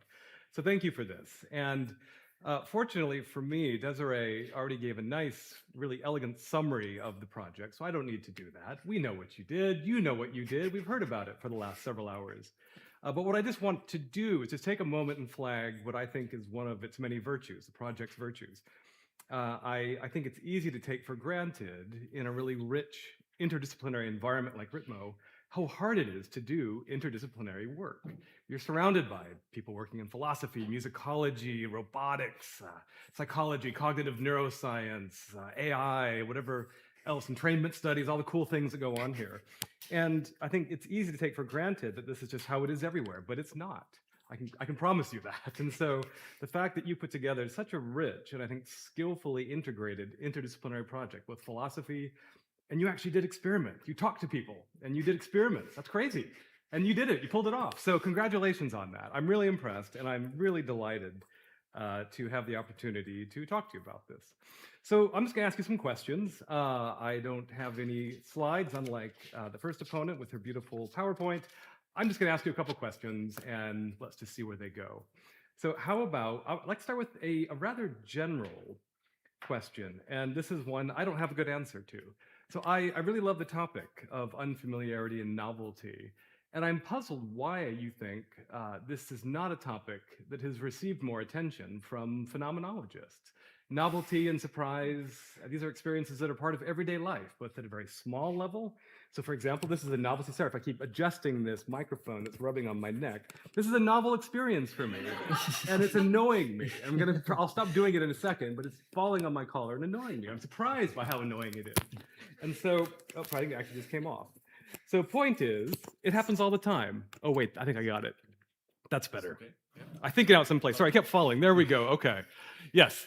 So there's an example. That was not planned. That was spontaneous. But I'm surprised then, I'm surprised that phenomenologists haven't paid more attention to it. I think you talk about Bernard Waldenfels. He comes up, of course, his rich analysis of an encounter with the alien. Mm-hmm. You talk about Sarah Ahmed and the disorienting experience of encountering queerness, as she calls it. I'm going to circle back to that. I think Desiree raised a really important point I want to come back to. You talk a bit about Alfred Schutz at some point, or maybe I'm misremembering. Maybe I was thinking about Schutz. He has this notion of recipes of familiarity, he calls it. You have different social scripts that allow us to feel at home in different situations. And when we move to new situations, we don't have the right recipe for that context. And there are a few others, but on the whole, phenomenologists have said almost nothing, I shouldn't say almost nothing, very little about the phenomenology of novelty and surprise. Why do you think that is? So, first of all, thank you also for the opportunity to have this chat. And first, I would like to note that surprise is actually something that is talked about in phenomenology. So you have Nathalie de Praas, if I don't butcher her name, who even says that surprise should be at the core of the phenomenological method. And you have stuff that builds on that, and some other approaches that I can't really all recall. But surprise by itself is something that is discussed, definitely. I mean, I can only guess why unfamiliarity or novelty is not such a big topic, and that is two reasons. One, it's actually quite rare to have a true new experience, a truly new experience. And I think there's you could ask, why would we prioritize to talk about this if it's actually something that's not happening that much in our everyday life, while other parts of experience are much more prevalent. And the other reason is that there's a methodological problem, and that is usually, like, still the vast majority of phenomenologists are doing philosophy, so armchairs philosophy. They're drawing from their own experience. And how do you access from your own everyday experience a truly novel encounter? And that is the whole reason why I've taken this. In the thesis, I dive into Merleau-Ponty and what he was doing with pathologies and how he approached that and used that, and this notion of a factual variation instead of an eidetic variation, where I don't think it is possible to talk about true novelty from an eidetic, not perspective, but approach. Can you say more about that? I was something I had thought about coming around to later in my question, just this distinction between eidetic variation versus, I think you call it factual variation. Yeah, that was your distinction. Can you maybe just say a bit about the distinction between the two concepts there and why you think eidetic variation won't get you to a genuinely novel experience? I mean, I will butcher this a little bit, but eidetic variation basically means that you are the kind of work that I was doing with the participant statements and how I treated them, that you're doing that with your own experience of the world, but you're also doing the kind of what I did with the VR. You're also doing that. Like, you're trying to imagine through mental work what aspects of an experience actually belong to that experience and not to something else. What are the sufficient parts of the experience for it to be that kind of experience? And there's a lot to say about the eidetic variation and the epoche and all these Husserlian concepts. But especially with novelty, I find it hard to imagine the conditions for novelty, because by definition, it is something that is unknown to me. Yeah. So does that mean that we never actually have a genuinely novel experience then? That there's always going to be some association, some familiar element with a new experience that we can match with a prior experience, some set of anticipations, expectations, evaluative frameworks that at least help us get some kind of grip on new experiences that mean it's not genuinely novel? I think so. Yeah. Yes. Is that a problem for your project then? I get around this a little bit by saying, okay, I'm not trying to do what a Husserlian approach would do. I'm not trying to carve out the essence of it here. That's not my my standard of success. What I'm doing, and this is like baked in the concept of factual variation, is I'm bracketing out the natural attitude. I'm not trying to say here's some transcendental truth about that kind of experience. I'm just saying here's something that we usually don't see in our everyday perspective. And that is still worth investigating. Right. And for that to see, I would argue, you don't need a truly novel experience. You need a novel enough experience. What that actually means could be a more aggressive conversation. Fair enough. Well, I will save the more aggressive bits maybe for later, but I don't intend to be aggressive. Let me take a step back and just ask you now about, if I can, about something that It actually involves making some conceptual distinctions, similar to what you were just doing. You made a number of distinctions that I found really interesting in your trial lecture, and so, I think you actually brought out some themes in that lecture that I found fascinating, that were sort of in the background of the dissertation. And so I'd like to ask you a couple of things about that before then circling back to some things specifically in the dissertation, if I can. So you asked the big question: what is an aesthetic experience? What does a work of art afford? Now, those are two different questions, but they relate to one another. Especially if you take an affordance story seriously, you think that when I perceive a work of art, some sort of aesthetic object or an environment, I am going to perceive some sort of action possibility. It's going to elicit a response of some kind. And I'm very drawn to that idea. And I think your answer, of course, is that, well, one idea here is that a work of art is a work or an aesthetic object presents perhaps a familiar thing or an environment in a way that emphasizes a lack of access to that thing or that environment. So that's part of why it can disorient us, kind of put us up on our back foot, so to speak. Or it presents a familiar thing in a new way, kind of a novelty of access, I think is what how you suggested this. So, for example, if I see a picture of a soup can, but painted with very garish colors and a more cartoonish style, I know what a soup can looks like. But when I see Warhol present it that way, it opens up aspects of the soup can and other mundane objects in ways I wouldn't perhaps have considered. It gives me a novel way of accessing that familiar object. And I guess my question here is, I'm curious if you see this lack of access and a novelty of access as somehow roughly the same thing, or if you think they're different. Let me give you an example and make that a little more concrete. So, for example, imagine that I go to take pictures of an abandoned shopping mall in the United States, and so our country, my home country, is littered with abandoned shopping malls. And they are these ruins of kind of capitalistic decay and consumerism, but people find them really aesthetically alluring. A lot of people go seek them out and take pictures in them.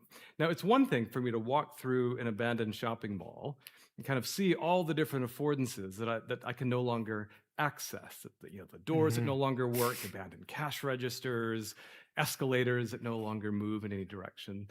I have a lack of access to those affordances that used to be there, but that aren't. But it's something different if I start taking pictures of those things in that space. Then suddenly I see these affordances, this lack of access, in a new way. It takes on a certain kind of aesthetic character. It opens up familiar things in a new way. And that's why I think maybe we can make a distinction between an experience of a lacking access to certain affordances versus affordances being presented in ways that, in new ways, or give us a novel access to the same object. Does that make sense, that distinction that I'm suggesting? I think so. And can you say a bit more about how you understand that distinction, how it plays into this larger question of, what is aesthetic experience and what does a work of art afford? Yeah. So it does make total sense to me, and I think I would say that taking the picture is while the mall itself still represents a rupture, you experience this. Now I suddenly can't do these things anymore, and it may give you enough opportunity to think about why is that, what happened to the mall, why did we use escalators before anyway, why did it have 3 Costco's, I don't know, whatever was in there, all these things. Taking a picture does something in addition to that, and that is further structuring your attention on certain aspects of that thing. So you have the fact that with the picture, you're pointing out certain elements in there. You remove other possibilities. You remove simply the affordance to walk around in there and change perspective, like you would usually maybe do, and stay more in a appreciating stance where you're not yet not employing yet, but employing yourself, where you're not yet bringing yourself into the engagement. The picture is more stark in that kind of rupture. You either you really start to engage with it, or you leave it. But there's not really any other possibility what you can do with it. At least in a like setting in a gallery, you could still use it as a plate for your food or whatever. Right, right. Yeah. So I think that's helpful. That helps me understand. I think connecting what I was asking about with this idea of works of art as structuring attention, I think is really useful. So I think this distinction between a work of art as both presenting objects that lack affordances perhaps they once had, or offering us access to familiar affordances in new ways, both capture different ways that works of art and environments can structure our attention in different ways, draw our attention to details that we might otherwise not see in these objects. So I like that distinction. That's helpful. So I have one more question from your trial lecture, and it involves this this idea of perceiving novelty and unfamiliarity in an as-if mode. I'm really interested in that as somebody who's interested in kind of fictionalist accounts of art, and I think we oftentimes engage with artificial systems in a kind of as-if fictionalist mode. And so if we are, for example, collaborating with a digital system, an AI, to create art, to make music in a social context, as many people increasingly do, having intense conversations, emotionally saturated conversations with their chatbot friends. Some people say they fall in love with them. I think for some people, not all of them, but for some people, this is a kind of as-if relationship. They treat this AI system as if there was actually a subject on the other side, feeling what they're feeling, hearing and listening and responding. So I think this fictionalist framework, you didn't use that word, that's my word that I'm using, this fictionalist as-if framework. I think that's useful here. I think it's useful for thinking about how we encounter novel or unfamiliar experiences. And I think you gave some nice examples of the way that, for example, again, artistic objects that we maybe struggle to make sense of, and they can be a little disorienting, but they allow us to approach them as if we were going through that experience, or in a way that allows us to understand the experience without fully committing to it. And I think you use this interesting idea. How did you put this? Oh, this as if is a kind of protected mode of experience. And I would like to invite you just to say a little more about why you chose that phrasing, why this as-if stance is a protected mode of experience. And I guess I ask this because it seems to me that one of the pleasures and one of the reasons that art can be such a moving experience is it can be an intensely vulnerable experience in which we feel naked and exposed and deeply vulnerable, not protected. And it can open us up to deep, intense, sometimes uncomfortable feelings, whether it's music that moves us in some profound level and makes us feel a deep melancholy, looking at difficult photographs or images, watching a very difficult, scary, heartbreaking film, whatever.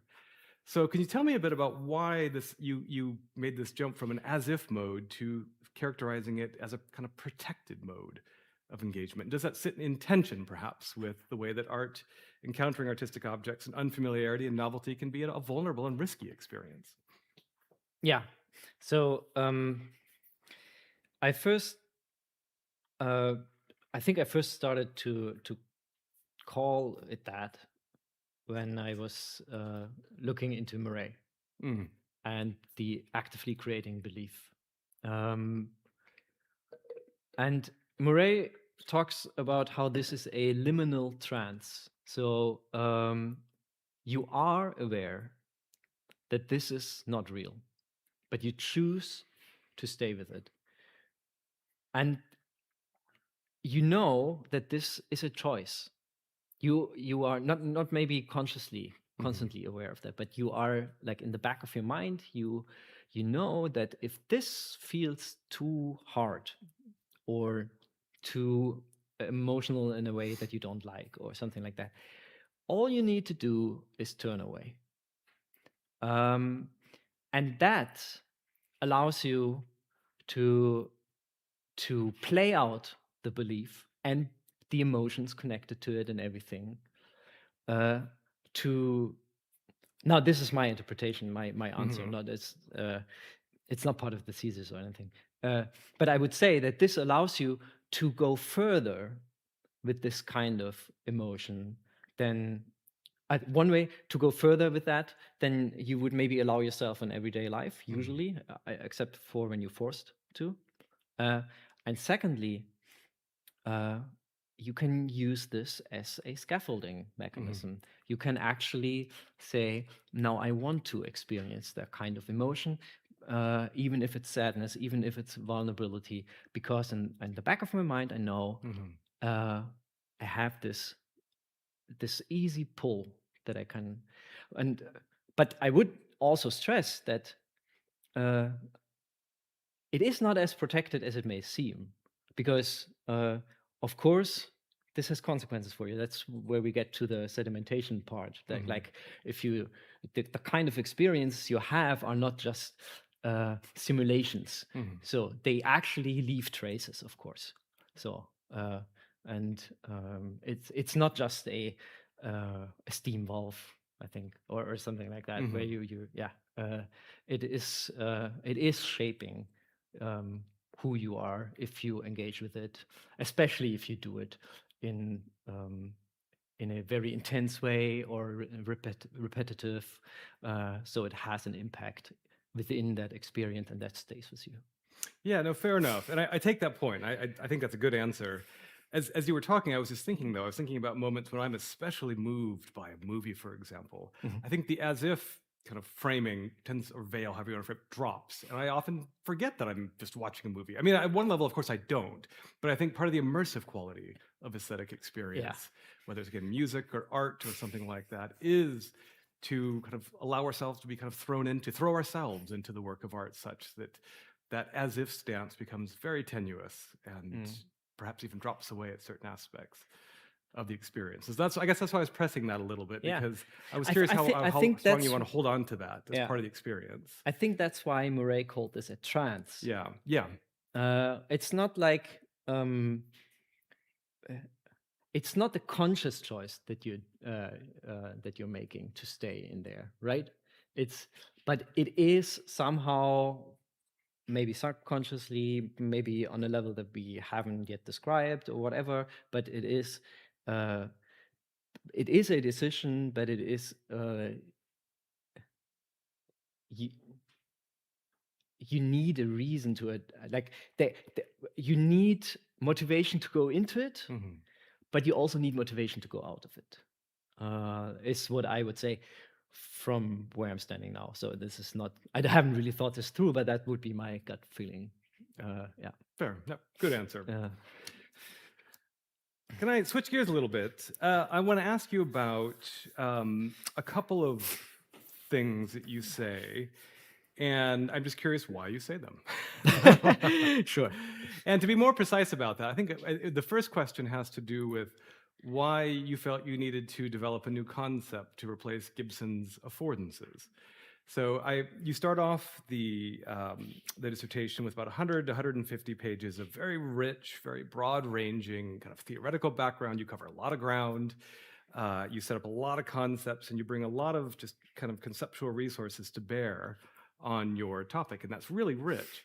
But I think at the end of the day, at least as I read the project, most of the heavy lifting, so to speak, is being done by Gibson's concept of affordances, and then Merleau-Ponty's discussion of the body schema. I mean, you bring in other stuff, of course, but I mean, I think, I don't want to downplay any of that, but I think a lot of your argument really rests on these two core concepts as I read it.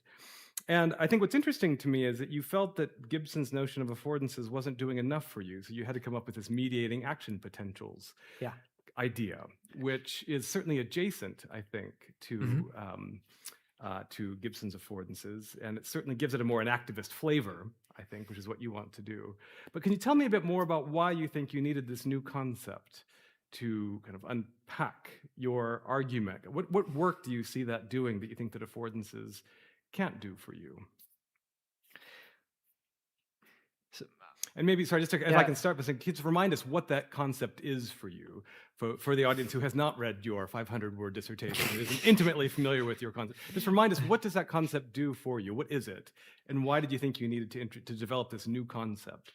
Because the framework you were working with in the activist framework and affordance stuff wasn't sufficient for you. Yeah. So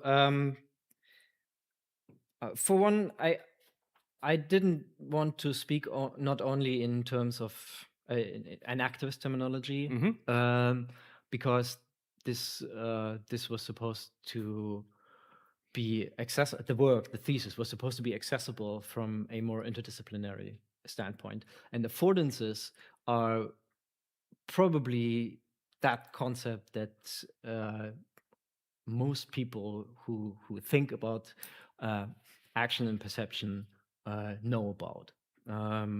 So it was kind of a tool to say, okay, listen, what we're doing here or what we're talking about here is actually related to this, even though affordances belong a little bit in another realm, because they are not like a complete subjective Right. thing, or you can at least really have heated discussions about that, and then it makes it easier to understand. See, we have something here that is a little bit like an affordance. It is something that the participants saw what they could do in the world, but there were also differences, and so it helps shape this thing to compare it to affordances. So I could have talked about this merely in terms of habits, Right. and I think that would work fine as well. But it doesn't connotate this difference in expectations, and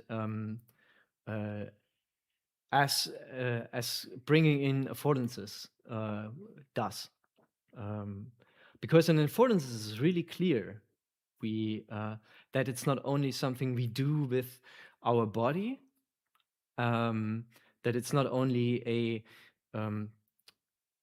our realm of possible actions around us, which is like what the body schema is, right? So our virtual body, our Leib, but you have expectations about what the object would maybe do, how it would react, what the outcome would be, and as I said, you could say all these things just by talking about habits, but it becomes much more clear if you just say, you see, in affordances you have that. You immediately know what happens when you press that button, or when you sit on that chair, or when you. But here, the participants didn't. They didn't know what would happen. And I think that's why I'm pressing you a little bit on this. And so and again, this is really helpful. But I think that I'm asking in part because I really enjoyed, by the way, watching the videos. That was great. And so I didn't obviously see the videos since I read the thing, and so I saw some pictures which were really cool. But I didn't appreciate, I think, just kind of how rich and organic and interesting the virtual environments were until you showed the videos. So I'm grateful I was able to see those. But one thing that struck me, I have to say, watching the videos, is I actually didn't feel quite as disoriented perhaps as I expected. Now, granted, part of it was this compressed visual feel. I think if I was surrounded, wearing VR glasses, I'm immersed in this environment, so very different experience. So I grant that. I didn't get the full experience. But I actually wasn't quite as disoriented perhaps as I expected to be. It kind of sounded like insects and alien, chirping going on, but that's not worlds away from stuff I've heard before. And I really like the coily little tentacle limbs that you were probing and exploring. I didn't know that was part of it. That was super cool. But again, they worked in roughly the way that arms do, and I had a sense of how they might be. Maybe not if I'm actually using them. You said there were forces and things pushing back, and so that might have disoriented me further. But what really jumped out at me was some of the textures of the different, objects and things in the environment. I could almost feel, visually feel what they probably felt like if I had touched them and handled them. I could get a sense that surface is going to be slightly ridged. I know what that feels like. That's a glossy, kind of smooth surface. And I was feeling this kind of motor resonance in my body as I was watching these videos. And so I guess the point of all of that is, I think I was detecting affordances. Even if they were slightly indeterminate, I didn't know exactly what sort of interaction these things were affording, I had enough of a kind of a motor response. My body schema, to use your preferred concept, was kind of active and kind of poised to engage with this environment, which, even though it was a strange environment, I had a general sense, or felt like I did, that I might know what to do in that environment, to at least kind of slowly orient myself and kind of probe and explore. And so the point of all of that is I can tell a story that, maybe I'm wrong. Again, maybe the VR experience is totally different.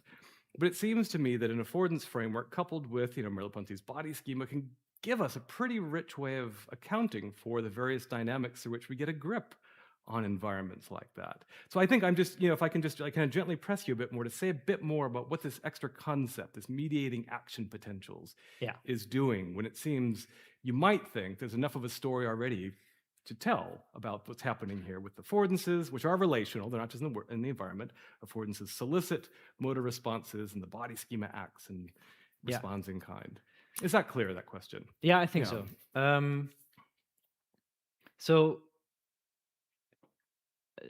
one pretext or preface, so it is very different if you're in that environment. Yeah, fair enough. And we recognize that again and again with different stuff. Like if you look at the 2D recording, maybe, I don't know if you did, but a lot of people immediately see, okay, these things are pulsing and there are sounds, and probably these things belong together. But one of the first things we observed is that in the pilots and in the first iteration, the participants in there had no idea where the sounds were coming from, and maybe only half of them even realized that these things were pulsing. So you are, for a reason that I can't really speak to, because this probably belongs to the pre-reflective realm, in another way concerned with this thing than you would be, because I would argue the structuring of attention is different when you watch it on a screen than inside. So given that, when I say these were mediating actions are about expectations, does not mean that they're completely devoid of expectations. In that there is an expectation, but the expectation is not really about the object. It is about oneself. Do I have an impact with this action? Which in proto-gestures then gets a little bit more entangled to, is anyone recognizing me? Is anyone reacting? And because, like, when you say the visuals afforded you, I'm paraphrasing, and correct me if I got it wrong, like the texture of that object. I just felt like I knew how I could touch it and handle it. I could almost feel what it would be like to do that, what kind of grip I would need to properly, calibrate my action to it. Yeah. So, I mean, it is very interesting that you're saying that. No one of the participants said anything like that. And that's the... I grant that I'm probably a weirdo in lots of ways. So maybe this is another, I don't, perceptual outlier. Who knows? But So what they were talking about was themselves. Like, how does this relate to me? They were not talking about... I'm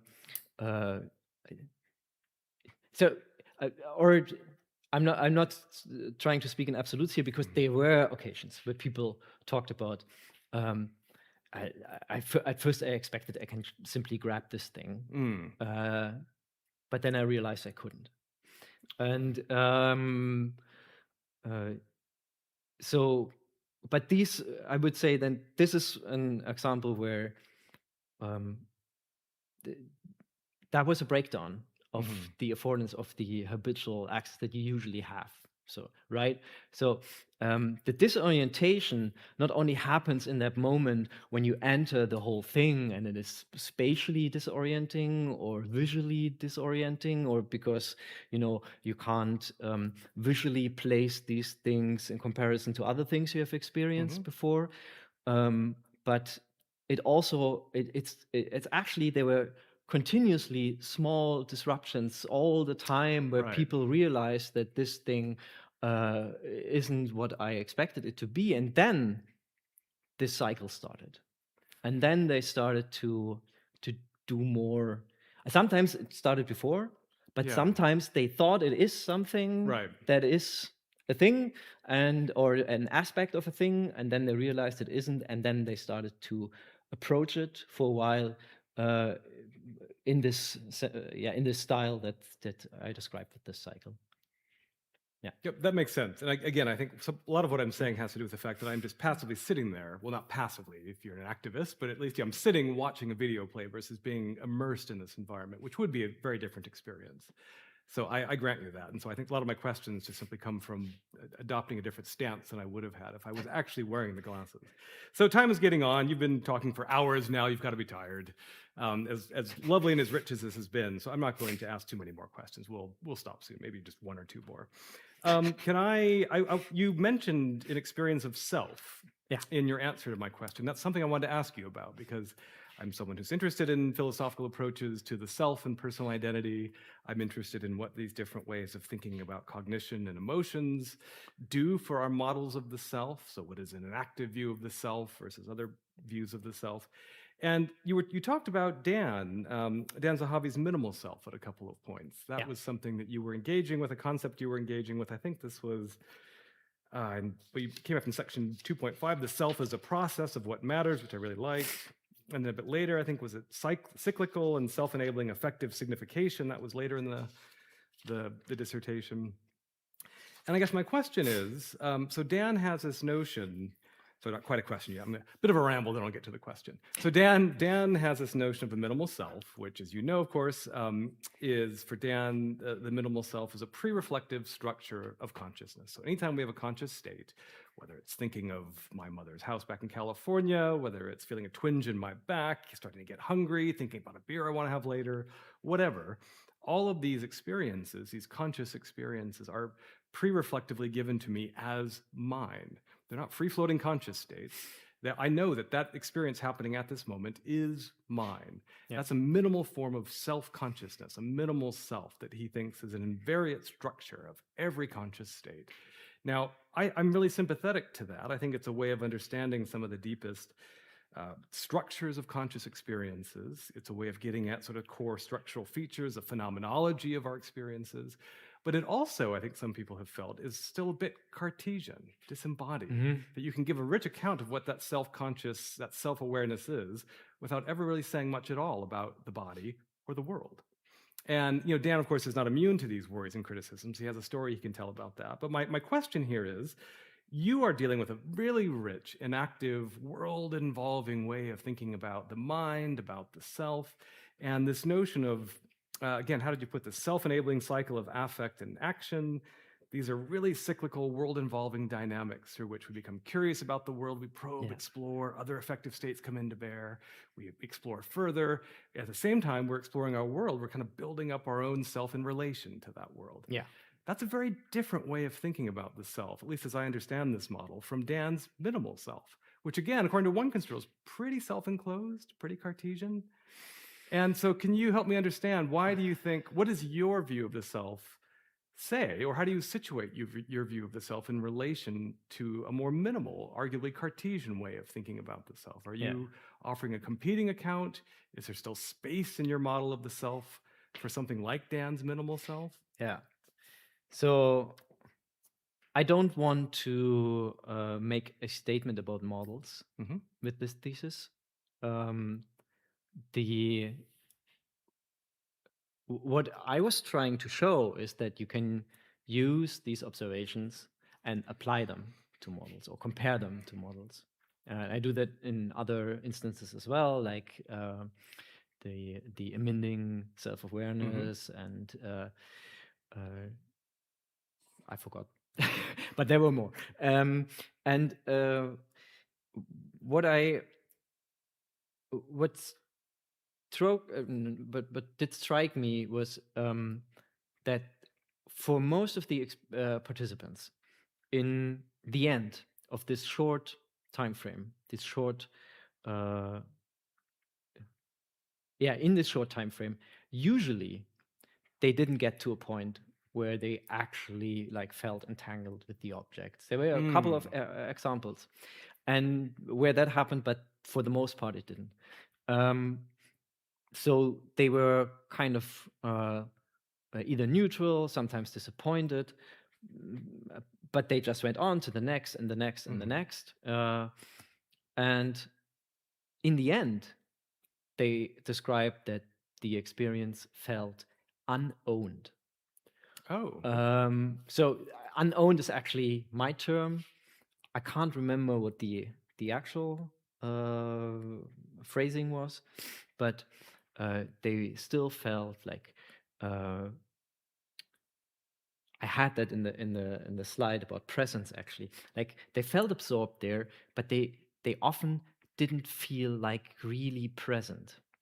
They didn't feel like they were there. They were not necessarily connected yet to this thing, but they wanted to, and they felt this urge to create that connection, to create these relationships, and this reminded me of the ownership of experience, Right. And that's why. I think that's why I thought this is a comparison that makes sense, because we're talking about a self trying to attach itself to this thing, and by attaching itself, it basically constitutes itself. They didn't feel there while they couldn't attach themselves. Does that make sense? I think I'm following that. So the idea, in short, is that environment was so disorienting for them. It was so difficult for them to get some sort of foothold or grip onto that inability to get a firm, consistent grip onto that environment meant that at the same time they were losing grip on themselves, or their own kind of self-consciousness within that environment, their own sense of self, or ownership over their own experiences with that environment, something like that. Yeah. I mean, I wouldn't make a too strong claim about that, because there were a couple of participants who were very much more on the side of I'm here appreciating, I'm here in a kind of not self-awareness that is positive, that where I'm just taking in. Like an observational or almost contemplative kind of stance. But every time that kind of rupture happened that we talked about, like here's an affordance that doesn't work suddenly anymore, or then there was a self-awareness.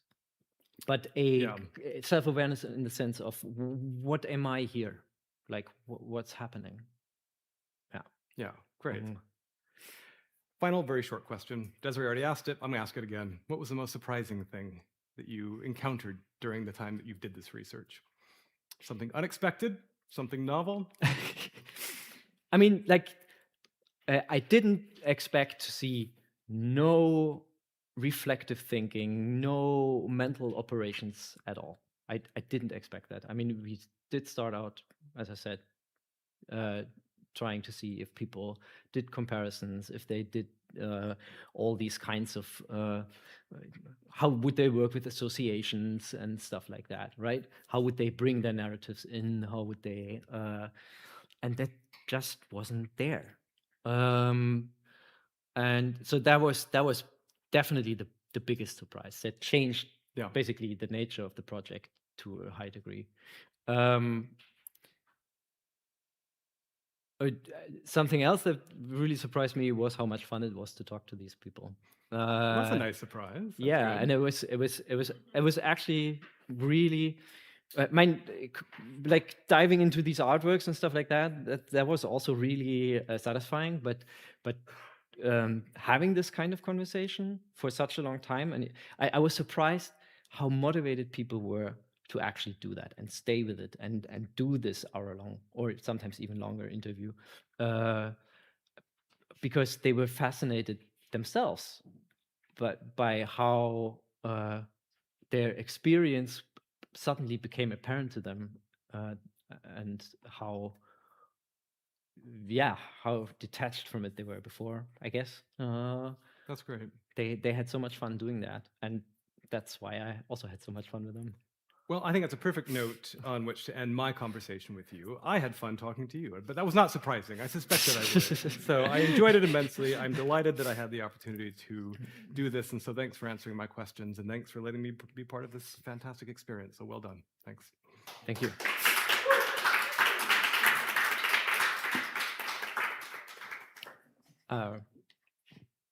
Should I just want to say also thank you to both my opponents and the whole committee for their work, and again for the opportunity to defend my thesis here. I'm grateful. I'm also grateful everyone for your attention. Thank you.